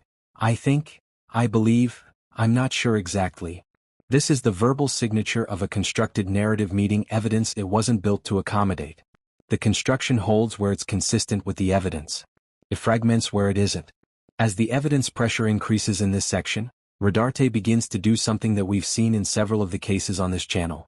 He starts making small admissions. Tiny acknowledgments of things that can no longer be denied, offered in ways that are framed as corrections rather than confessions. Actually, now that you mention it, I think I might have been there slightly later than I said. I may have gotten that confused. I think I was mistaken about that part. This is the beginning of what forensic psychologists call incremental admission, the gradual narrowing of the gap between the constructed account and the true account through a series of small surrenders. Each small surrender is framed as an honest correction, a memory clarification, an innocent mistake. The subject is attempting to update the story without acknowledging that the story was never honest to begin with. The strategic logic is clear. If I can incorporate the evidence into a revised version of my account, and frame the revision as good faith correction rather than exposure, I can maintain the appearance of cooperation while migrating toward whatever account the evidence forces. The problem is that incremental admission, once begun, is very difficult to stop. Each small admission opens a door. The detective walks through it and finds another door. And eventually the subject runs out of revisions that are both consistent with the evidence and consistent with innocence. Pay attention in this section to how Rodarte's emotional presentation shifts as the evidence pressure increases. The warm, concerned, cooperative demeanor of the first hour begins to acquire a different texture. There is more tension, more careful calibration. The emotion, when it appears, is slightly less fluid. It has to be deployed more consciously because more cognitive resources are being devoted to narrative management. This is the behavioral signature of someone whose psychological bandwidth is being consumed by the effort of maintaining a constructed account under pressure. The emotional performance and the story management are drawing from the same resource pool. As the story management demands increase, the emotional performance degrades. An innocent person facing the same evidence pressure typically shows the opposite pattern. Their emotional response increases as the implications of the evidence become clear, because genuine fear and genuine indignation are not resource expensive. They are automatic. By the hour mark, through the accumulation of Rodarte's own statements, the physical evidence, and the cell data, a picture of his relationship with Savannah is beginning to emerge that is significantly different from the warm, mutual friendship he described in the first hour. The picture that emerges is of a man who had developed an obsessive attachment to a younger woman who worked alongside him. A man who was married, with children, who had constructed an internal narrative about his connection to Savannah that was, at minimum, not fully reciprocated and possibly not reciprocated at all. A man whose feelings had reached an intensity that had no legitimate outlet, and who had, on the night in question, reached some kind of crisis point in relation to those feelings. Forensic psychologists call this profile the rejected pursuer, a specific and well-documented category of intimate partner violence perpetrator in which the violence is triggered not by established relationship conflict but by the perceived rejection or non-reciprocation of feelings the perpetrator has developed unilaterally. The perpetrator has been living inside an emotional reality that the victim may not have fully known existed. And when that reality collides with the external world, when the pursuit is definitively rejected, when the fantasy of reciprocation becomes untenable, the response can be catastrophic. Savannah Gold may not have fully known what Lee Rodarte felt for her. She may not have known how real, how consuming, how dangerous it had become. That gap between what he felt and what she knew is where this case lives.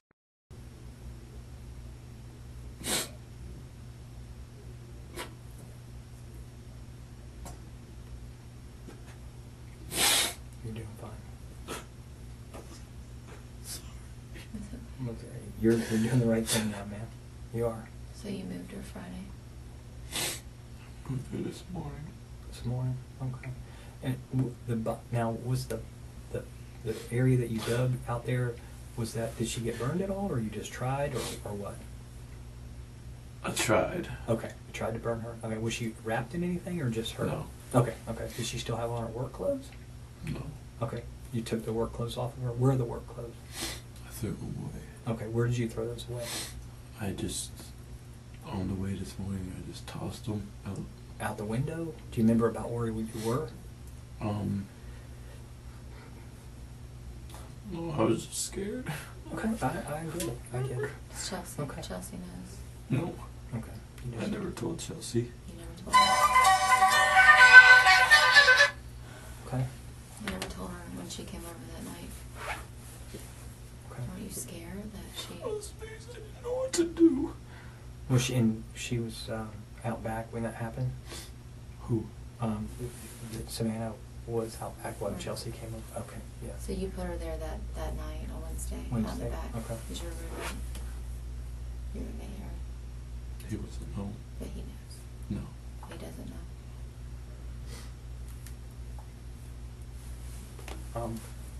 And then today you dug her up.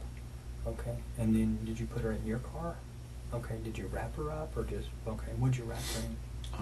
We had like some plastic and a blanket. Okay. And did anybody help you, or did you see anything? Okay, just you at the house. And where did you put her in the car? In the trunk. Okay. And then you went. Tell me where you went to.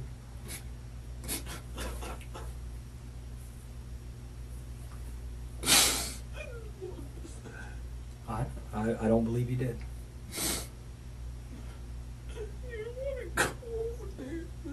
I thought me telling her to leave me alone would make things right. Things right, yeah. And I didn't want to be. that pond is Longchamp de Clay area. Okay. I'm gonna see if somebody will bring in a map, and we'll just make sure we get that. And you can just kind of show me. And then when you get there, about what time today was that? Do you know? 6:30 About 6:30 tonight. this morning. Oh, this morning. Okay, I apologize. So about 6:30 this morning, you go there. Were there cars out? Did you pull her? Is it? And I don't know the area. Is there? You pull around the backside or We come something? down the front street, which is Club to Clay. Okay. Yeah. Yeah, I Club Du believe- Clay. Yeah. It's a residential neighborhood. Take a right onto, I think that's Longchamp, Okay. and just straight down. There's Okay. a pond at the end of the street. Okay. And then just walk me through that. What happened there? I pulled in. There's an area you can drive Yeah. like into the pond, Mhm. into the trees and stuff like that. Yeah. Okay. Okay. Did you just put her there? Did she float? Did you put something on the mat? What made you go there? How do you know that area? I've been fishing there Okay. a long time Okay. ago. Okay. So it's off of you went off Collins Road, or No, you I went got off? off of landing. Okay, you went off of Blanding. Oh yeah, you went off of Blanding, and then you turned on. Right under that area. I'm gonna see if I I'm know in my the map. phone is like cracked, but there's one. You turned on that road to go down Club Du Clay, and it's down that pond.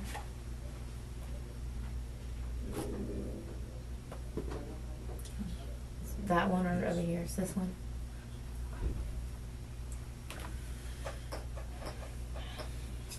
No, nobody else was gonna see. I was just freaking out. I I didn't know what to do. You didn't tell anybody?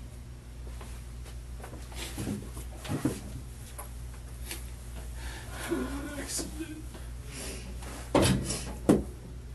I know it's really tough. I just, I told her to leave me alone. And then I slashed her tire and I got back in. And please, I'm serious, now leave me alone. Or next time it's gonna be your windows. And she started hitting me. And she didn't stop and she grabbed me. And I grabbed her back. And she wouldn't let go. I didn't let go. Did you throw it in the water?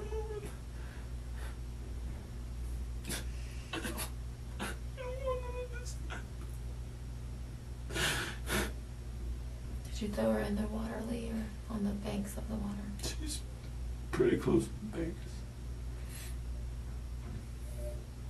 Pretty secluded back there.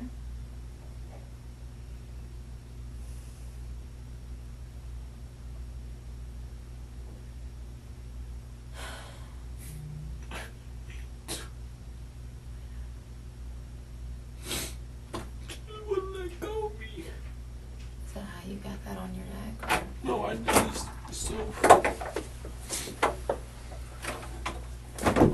he showed me that was the pond. I just want to make sure here. And I get you. Yeah, it's that pond right there. He said you turn on Longchamp Okay. off of Blanding. So if I'm looking at Blanding onto Longchamp, is this the pond? No, it goes down that way. Goes this way? Yeah, it goes all the way down that just way. straight down Club du Clay. Yeah, like right here. See, it goes all the way down to that.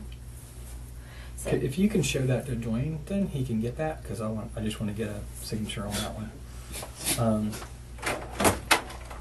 I'll get the right one. So it's like further down here. Okay. You're doing good. Never done it. Yeah. I didn't mean to. I She wouldn't let go of me.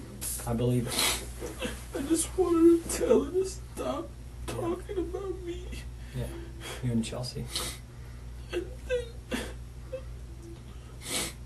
I slashed her tire. Yeah. Then I got back in. And I said, look, I'm serious now. Yeah. You see After I'm you serious. did retire. Okay, gotcha. You Yeah. see I'm serious. Okay. And she said, fuck you. And she slapped me and grabbed me. Okay. I tried to pull her arms off, but she wouldn't let go. So I grabbed her, and she wouldn't let go. Were I you? should have let go. Was she facing you, or were you behind her and she was facing out? How was she I positioned? was behind the driver's seat, and she was behind the passenger seat. Yeah. You guys were in the back We were seat facing together. each other. Y'all were facing each other. And did you use like your arms or your hands or something else? She leaned over and like went around me Okay.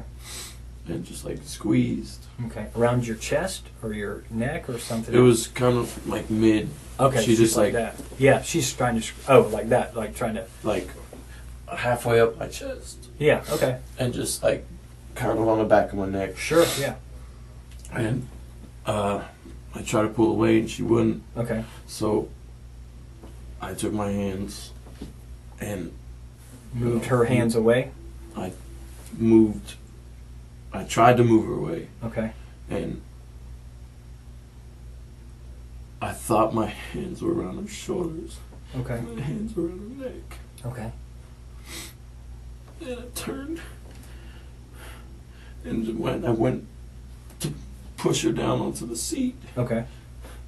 but my hands were on her neck. Okay. I thought I had her right here. You thought you had her up here? Yeah, I thought I Okay. had her like right here. Yeah. And I ended up coming down. Okay. And I just heard a pop. Okay, you heard a pop sound. Okay. And she just. And you had both hands like this around this part of her neck? Could you feel a pop? Yeah. Okay, where did you feel it? I just heard it, and then it felt like somewhere in here. Okay. And after you heard the pop, what happened at that point? Do you remember? She just stopped moving. She just stopped moving. Okay. It's gonna be Longchamp down Duclay. It's right here. It's covered with algae. Is that what you're talking about right there? Is that the one? Okay. Would you mind just say pond and just today's date and your signature, please, sir? Where's her phone at? I threw it out the window. Tell me where you threw it. I'm 295. Like what about? What area? In between Phillips and Gay Parkway, maybe? Was that the Wednesday night after this happened? Okay, that's when you threw her phone out? Okay. She had her phone with her when she got in the car. Okay. Yeah. Now, what did you get out of her car? When you went back over to her car? I know you, because you went twice. You know, you puncture it, you come back, you talk to her, this all happens within a short period of time, but then you go back over to her car and go in. What do you get out of her car? It was her makeup bag. Got her makeup bag out? Okay. Did you get anything else out? Okay. And why did you get her makeup bag? Well, I was freaking out. You know? Sure. Okay. Do you remember what color it was? It was like red. Okay. And where is that? I'm sorry. Go ahead. Today's the 5th. Yeah, August the 5th. And then you can just sign it your name. Okay. And this is the pond right here. Okay. All right. When you pulled into here, did you go in the back? Where exactly? Could you tell me? You can see here. You can see it from right here. Right here. Mm-hmm. You pull in here and come to the left. Mm-hmm. And there's like a little driveway, but I mean it's grassed. Yeah. Okay. Right here. Yeah. So no one's going to be able to see you because the closest house There's is like a house this one. here. Sure. And there was a semi truck parked here. Semi truck here. And where do you put her in the pond? Because it's a big area, and I want to go find her. She's really not. She's not. She's close to the. Like here, like in that area there. Yeah. Okay, so I'll put it like an X there, and you think that's kind of in the general area. Not that I'm holding you to that, but and what would she be wrapped in? A blanket and plastic. A blanket and plastic? Okay. Okay. You're doing the right thing. I want to be able to tell her family. Okay. Sorry. Okay. I didn't want this. Okay. I just want everything to stop. Let me ask you one other thing. What was up with the text to her family? I just freaked out. Okay. I got scared. Sure. And I thought maybe she's had, tendencies to do things like with her ex and stuff. Yeah. Okay. Who'd you send the text to? Her dad. Okay. Anybody else? And her brother. Her dad and her brother you sent it to? Do you remember kind of what it said? Just said that, was running off with a boyfriend. Okay. All right. Did you send that to anybody else? Okay, just the dad and the boyfriend. Okay. Did you ever get on her Facebook Messenger? No. You didn't have her password for that or anything like that? Okay. Did you ever try to check her voicemails? No. No. Okay.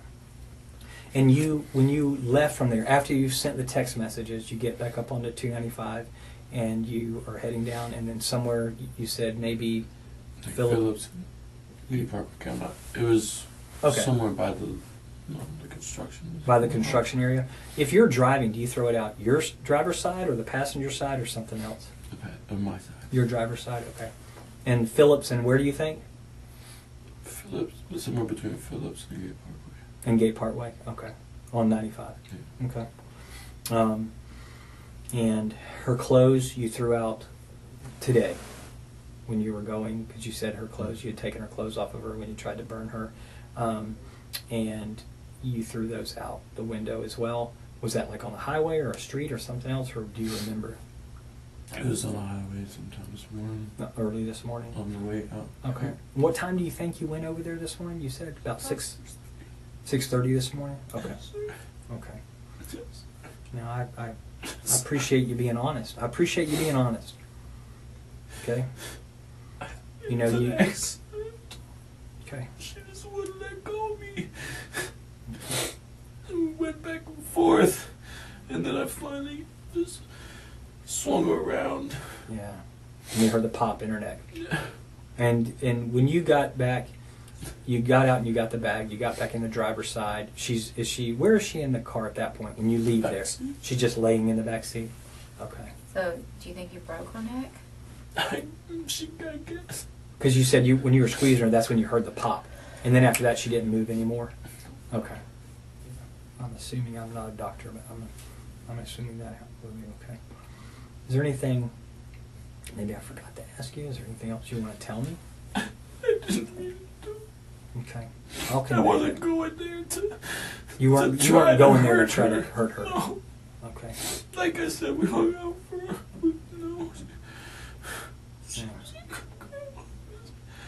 She wouldn't let go of me. Yes, sir. Okay. All right. Give me a few minutes to get some stuff together. I'll convey what you've said to me. Okay. You want some more water or anything? No. Okay. Thank you. Thank you for being honest. I do want to tell you thank you for being honest. No. Give me a few minutes, okay?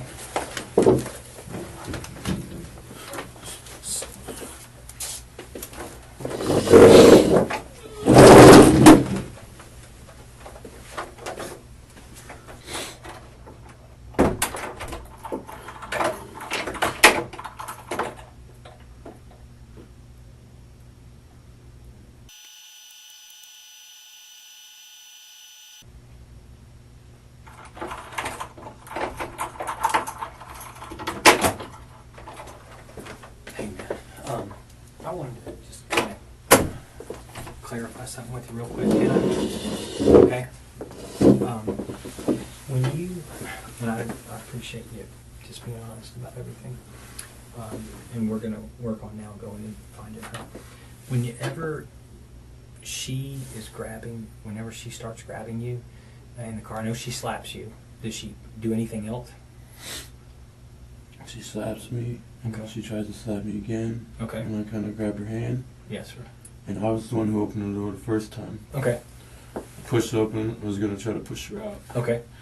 And that's when she grabbed me around the neck. And how she grabbed you like this? She grabbed me here. Okay. Okay. She's grabbing you like Yeah. this here. Okay. All right. That's what she does. So I try to push her. Okay. Sure. And she won't let go of me. Okay. So she starts to hit me like on the side of my head and stuff like that. Okay. And so I've got her. Sorry, yeah. You're fine. I've got her like You're not- here. Yeah. And I'm trying to, Okay. Okay. push her out of the car. Okay.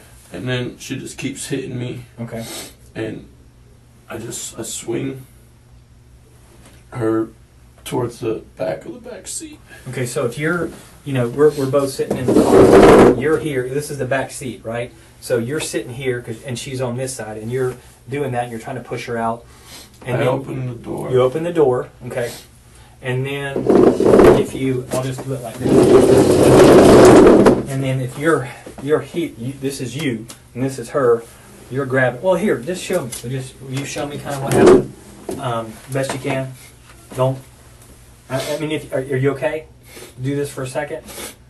I just want to kind of get a feel of where her head was. If you're not, you don't have to.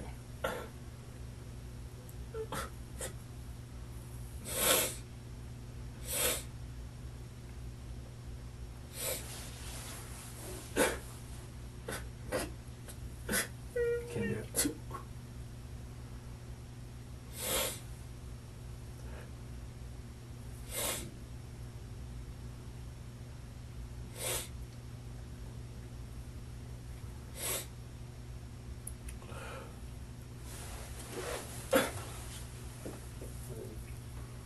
Too much. That's okay. That's all right. I don't want to push you to do anything you're uncomfortable doing. We'll shift gears for a second then. Tell me at your house. I know you go back home, you said, after you guys left there. And did you go straight to the backyard with her, or did she stay in your car for a little bit, or you go straight to the backyard? Okay. You're under a time. Your roommate is going to come home later on. And you have a shovel, or what did you use? I used a shovel. Okay. And was there already a fire pit? Okay, so Is it like bricks, or is it just an area? Just a little makeshift one with like garden bricks and stuff. Okay, yeah. And you put her in that? Okay, so it had already been dug out. Yes. Okay, you put her in that. Did you cover her up with anything? There was some wood already in there. There was wood, and then you just put the wood on her and tried to burn it? Okay. And then she just stayed there until you moved her today? Right? Yeah. Okay. And you don't have to show me. I just was curious, so I just want to, match up when we find her with her neck injuries and stuff. That's it. And maybe that'll explain, what happened. I'm not going to push you to do that. I appreciate you've done a lot by just kind of sharing where we can go find her.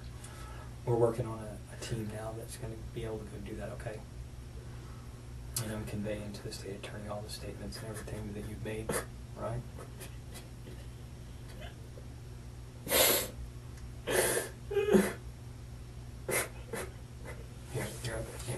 You sit over there. You're okay.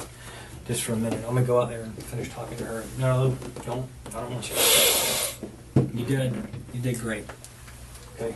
You did the right thing by sharing. All right? Hey. You did the right thing by sharing. Okay? Hey. Here, have a seat over here. You want some more water or anything? No. Okay. All right, give me just a few minutes. I'm going to go finish talking to her.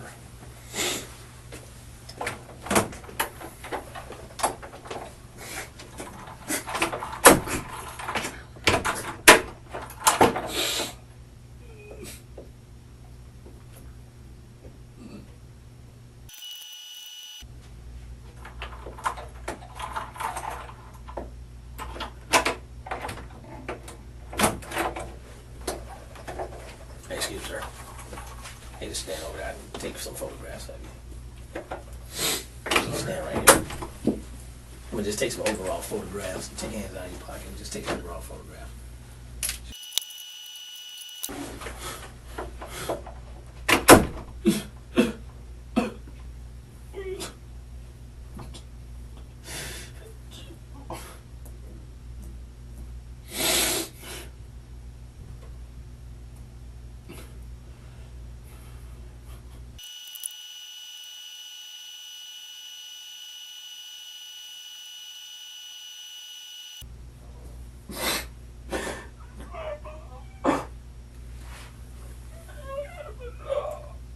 Stupid piece of shit, Lee. Why could you do something like this?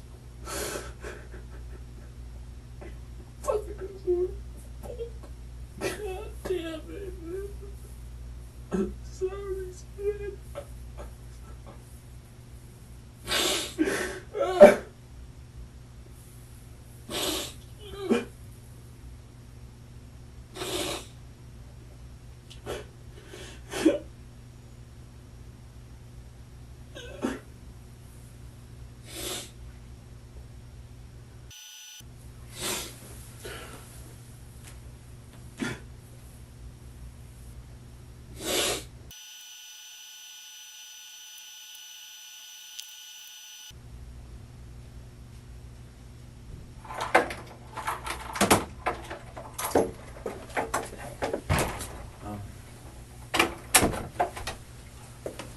Couple of quick again that I did not ask. They want me to ask you. What is the little paring knife that you use on the tire? Where is that? The garage of my house. Your house in the garage? Like where in the garage? It's in the knife set that it came in. And the knife set You that it walk came in and in? it's sitting right there on top of a coffee table. On top of a coffee table. Okay. When you took her to the house the first time, did you go through the house or around the sides or something different?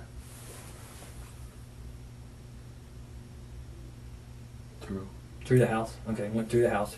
And what were you wearing that night? Do you remember? Jeans, gray and blue shirt. Was it like a t-shirt or a polo or? It was just a t-shirt. Okay. And where are those clothes? I washed them. You washed them? Was there anything on them? No. Okay. And where are they now? In the dryer or washer machine? They're in my room. In your room? Okay. Blue jeans and a gray t-shirt. Any like logos or gray, just blue sleeves? Dark gray t-shirt with blue sleeves? Okay. Her makeup bag, where is that? With her clothes? Okay. All right. Yeah, I think that was the only other thing she wanted me to ask you. Trying to finish up everything now. And just, she knows she's watching through everything about you didn't need to. Well, I'll tell you what, you did the right thing. I know. I get it. I appreciate you being honest and you telling us where she is for this family. One girl hurt another girl. Well, I know. Just a couple more minutes, hopefully. I'll get her.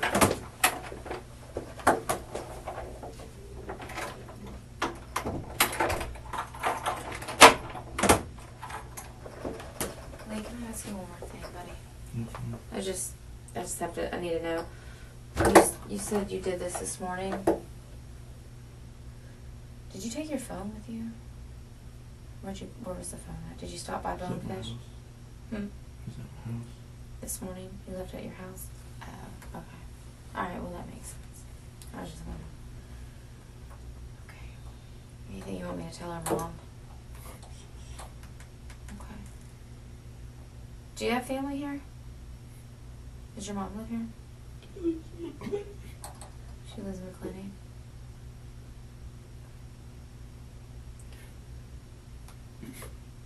Hold tight for us for a little bit, okay? I'll be back in.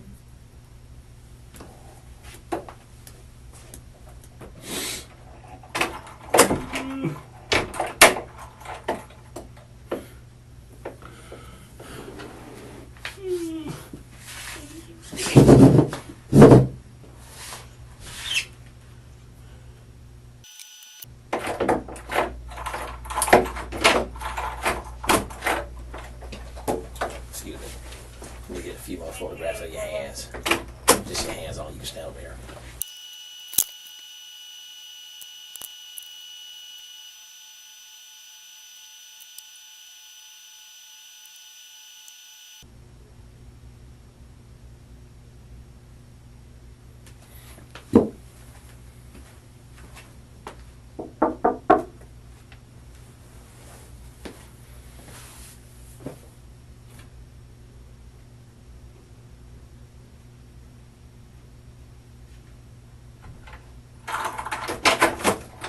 Yes, sir. I just have a question. Yes, sir. One, am I gonna be able to make a phone call at some time? Well, yes, sir. We'll take you over to the jail, and you'll be able to make a phone call over there. Yes, sir. Okay. What's the other question? Never mind. The other questions are just ridiculous. Oh, okay. All right. Well, if you need it, just knock again, and we'll try to You get guys to you. don't smoke in here, no? No, sir. Unfortunately, it's a no smoking building. So, okay.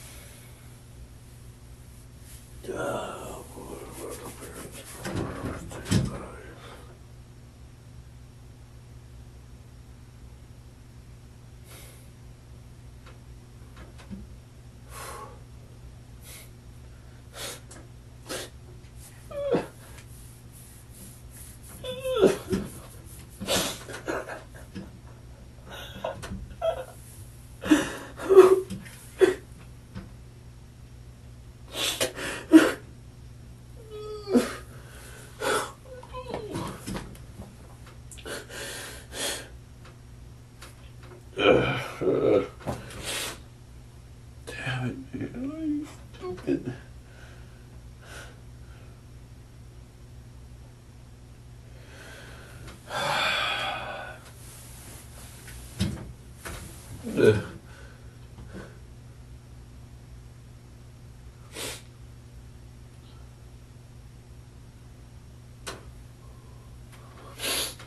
I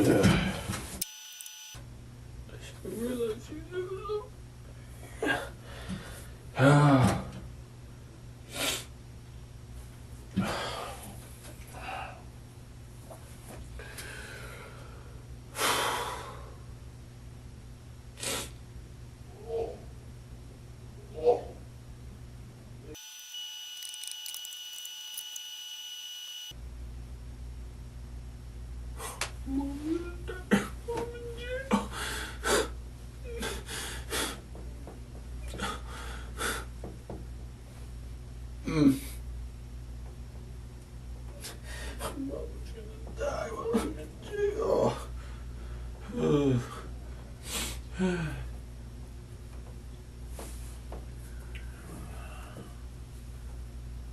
Fucking idiot, Lee.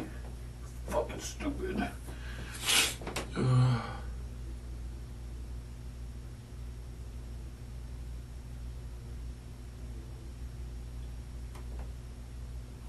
You here?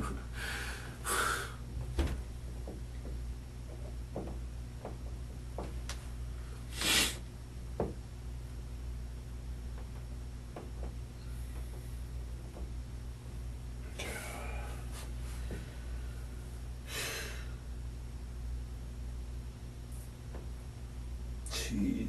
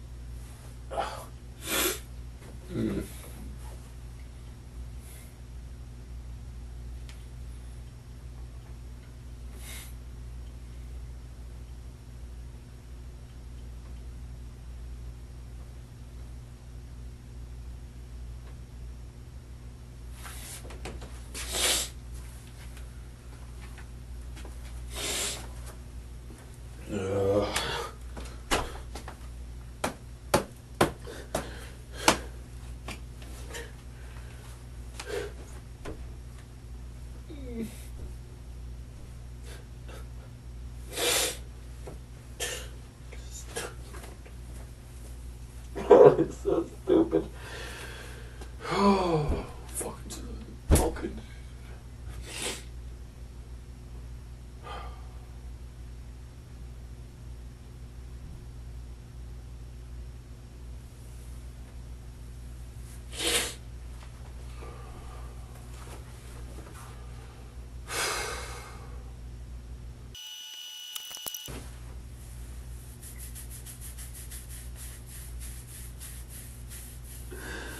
Oh.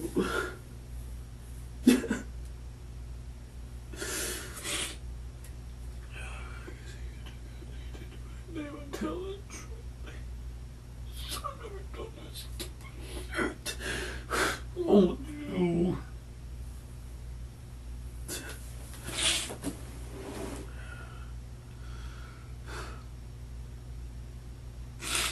This never was meant to be shit. Oh, I should have done it. Could you just tell her off and go home? Fuck Chelsea, what she thinks. Fuck what she thinks. Fuck it.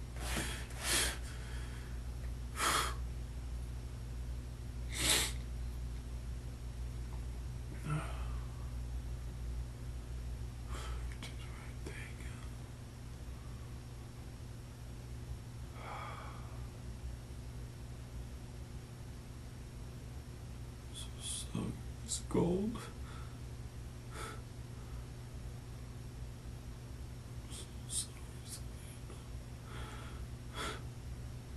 So sorry.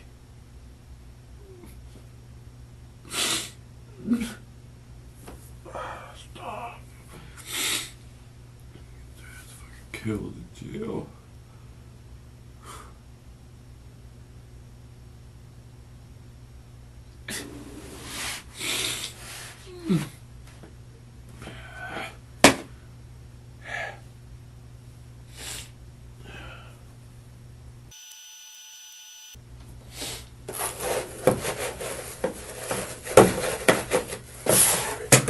Go in there, Lee.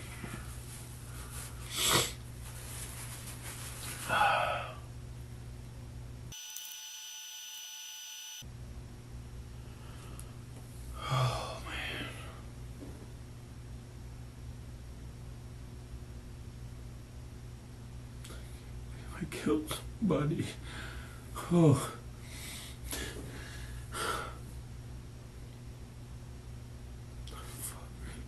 Man.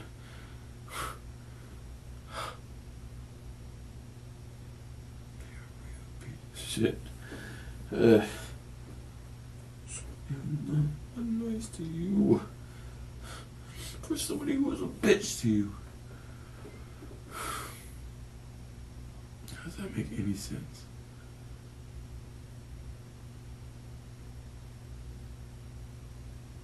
Somebody who cared two shits about you. Over somebody who was nice.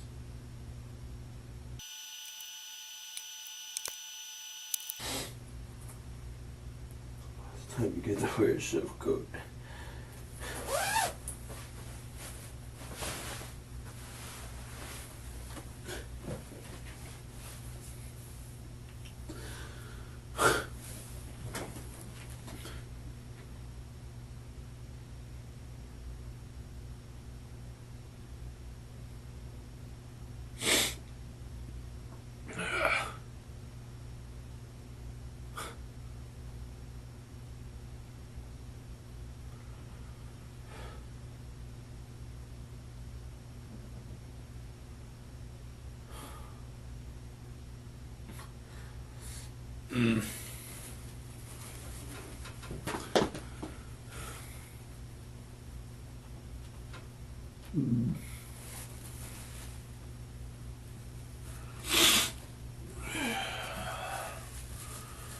Fucking A.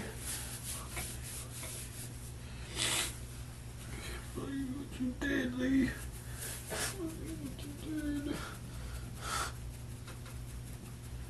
Oh my God.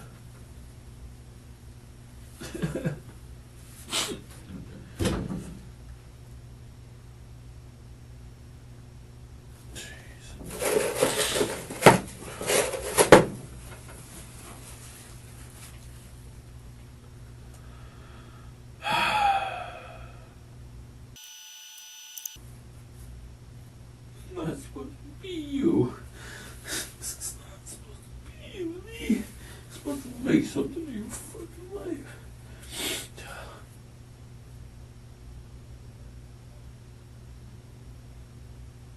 God damn it, Chelsea.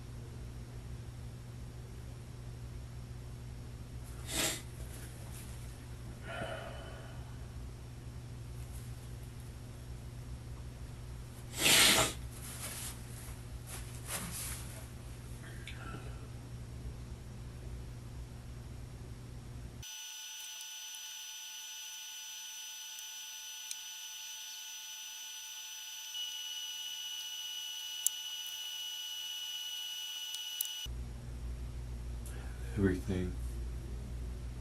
Going places, man. Your fucking head. Could've just told her to leave me alone.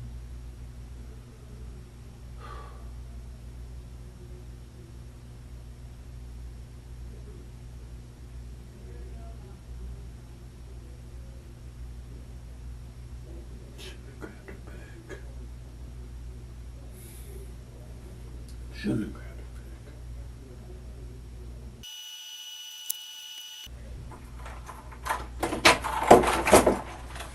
back. Alright. Okay. Hey, Lee. Stay right there. I just want to thank you again for being truthful. Okay. We have, just to let you know, we located her. Okay. We'll walk you over, and then I'm gonna go talk with the family. And you're right. You did have the one for the driving, but it's just a local KPS.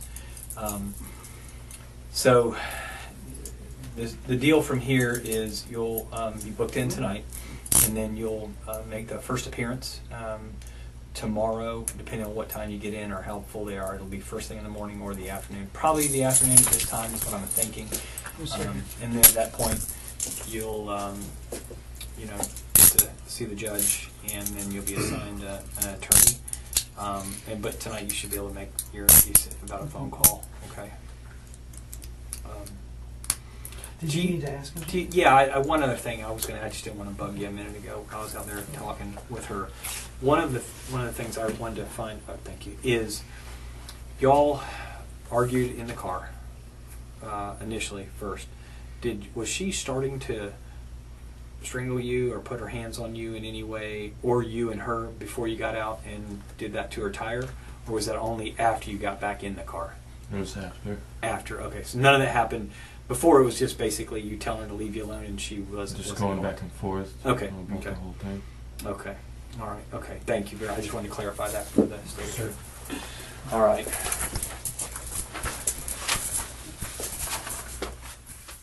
The incremental admissions have been accumulating for 30 minutes. The constructed account has been revised to the point where it no longer resembles the original version. The cell data, the physical evidence, the internal contradictions, all of it has converged on a single point. And Lee Rodarte is about to tell the truth. Not all of it. Not in a single clean confession. But enough.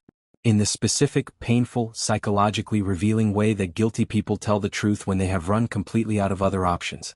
Let's talk about what happens when the story finally breaks, and what this case teaches us about obsession, entitlement, and the specific psychology of men who kill women they say they cared about. Lee Rodarte's confession, when it arrives, does not come in a single dramatic moment. It comes in the way that confessions come when a person has been managing a constructed account for an extended period. Gradually, unevenly, with the psychological texture of someone who is simultaneously relieved and devastated by the act of telling the truth. He does not deliver a clean account. He circles. He hedges. He frames. He uses passive constructions, things that happened rather than things he did. He attributes agency to circumstances, to emotions, to forces outside himself rather than to decisions he made. This is the specific linguistic signature of what forensic psychologists call agency diffusion in confession, the tendency of people confessing to serious violence to construct the account in ways that minimize their subjective experience of choice. It just happened. I don't know what came over me. Everything went wrong. The violence is acknowledged but positioned as something that occurred rather than something that was done. This matters psychologically because it tells us something about how Rodarte has been managing this internally. For however long he has been carrying this, the weeks, the days, the hours since Savannah died, the story he has been telling himself is one in which he was not fully the agent. Something happened. It got out of control. He didn't mean for it to go that way. This is not a legal defense. It is a psychological survival mechanism. And it is one of the most commonly documented features of confession psychology in cases involving situational rather than predatory violence. Now that we have the complete picture, let's build the full forensic psychological profile of what happened here.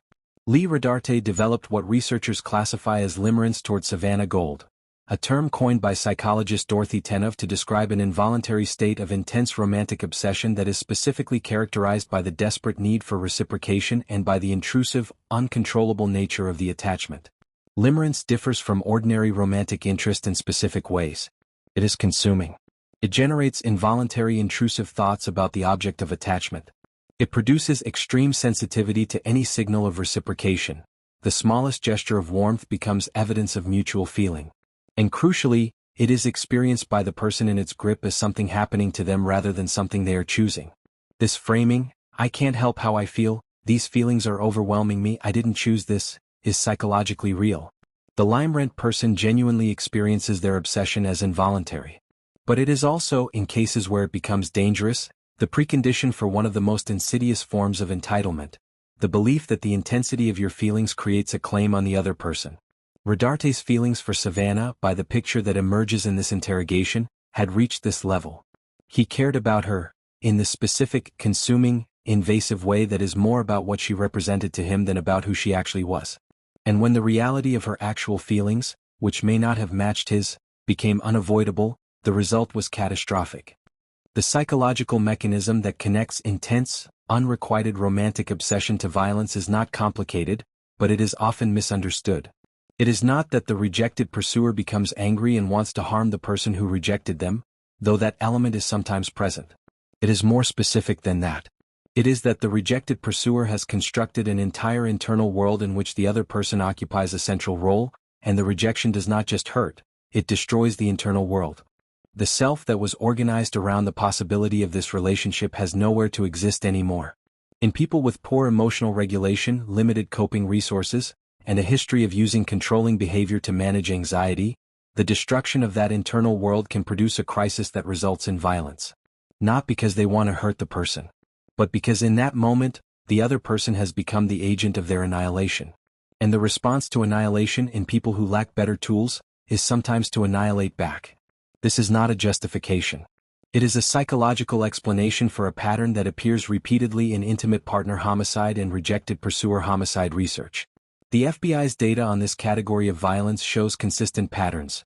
Male perpetrator, female victim, prior expression of romantic interest by the perpetrator, perceived rejection or loss of control, escalating surveillance or contact behaviors preceding the violence. Savannah Gold may never have fully known that she was living inside someone else's consuming obsession. That is the most devastating part of this case. Lee Rodarte pleaded guilty to second-degree murder and received a 40-year sentence. Second degree, not first, suggests the prosecution accepted or the evidence supported the framework of a killing that lacked the specific premeditation of first-degree murder. In forensic psychological terms, this is consistent with the rejected pursuer profile. These killings are rarely planned in the traditional sense. They are the product of a crisis, a specific acute confrontation with loss and rejection, that the perpetrator's psychological resources were not adequate to manage. The violence is not planned. It is the catastrophic outcome of an emotional state that had been building for weeks or months, that reached a tipping point in a specific moment, and that the perpetrator had no tools to contain. The 40-year sentence reflects the severity of what was done. The second-degree framing reflects the psychological reality of how it happened. The detective in this room achieved something significant. He extracted a confession from a subject who came in performing cooperation and had no intention of telling the truth. He did it through patience, through methodical evidence presentation, through the incremental admission technique that steadily narrowed the space available to Rodarte's constructed account. He did not yell. He did not threaten. He gave Rodarte every opportunity to correct, revise, and update his story, knowing that each revision moved the account closer to the truth and further from the position of plausible deniability. The confession, when it came, was the product of that patience, of that method, of an investigator who understood that the most dangerous thing he could do was move too fast, and who waited, piece by piece, until the architecture of the lie had no supporting structure left. Savannah Gold was 22 years old. She went to work one day at a Bonefish Grill in Jacksonville, Florida, and the last person she talked to was someone she thought was a friend. Lee Rodarte sat in that interrogation room for almost 2 hours and performed concern for her, performed cooperation with her investigators, performed the grief of someone who had lost someone they cared about. And underneath the performance was the truth, that his feelings for her, which she may never have fully understood the depth of, had become more important to him than her life. This is what obsessive attachment looks like when it meets rejection and finds no other way through. This is what happens when a person is reduced, in someone else's mind, from a full human being with her own feelings and choices and future, to the object of an attachment she never agreed to carry. Savannah didn't agree to be the center of his internal world. She didn't agree to be responsible for what happened when that world collapsed. She just went to work. We say her name clearly and completely, Savannah Gold. 22 years old. Jacksonville, Florida. Because the only world in this case that actually mattered was hers.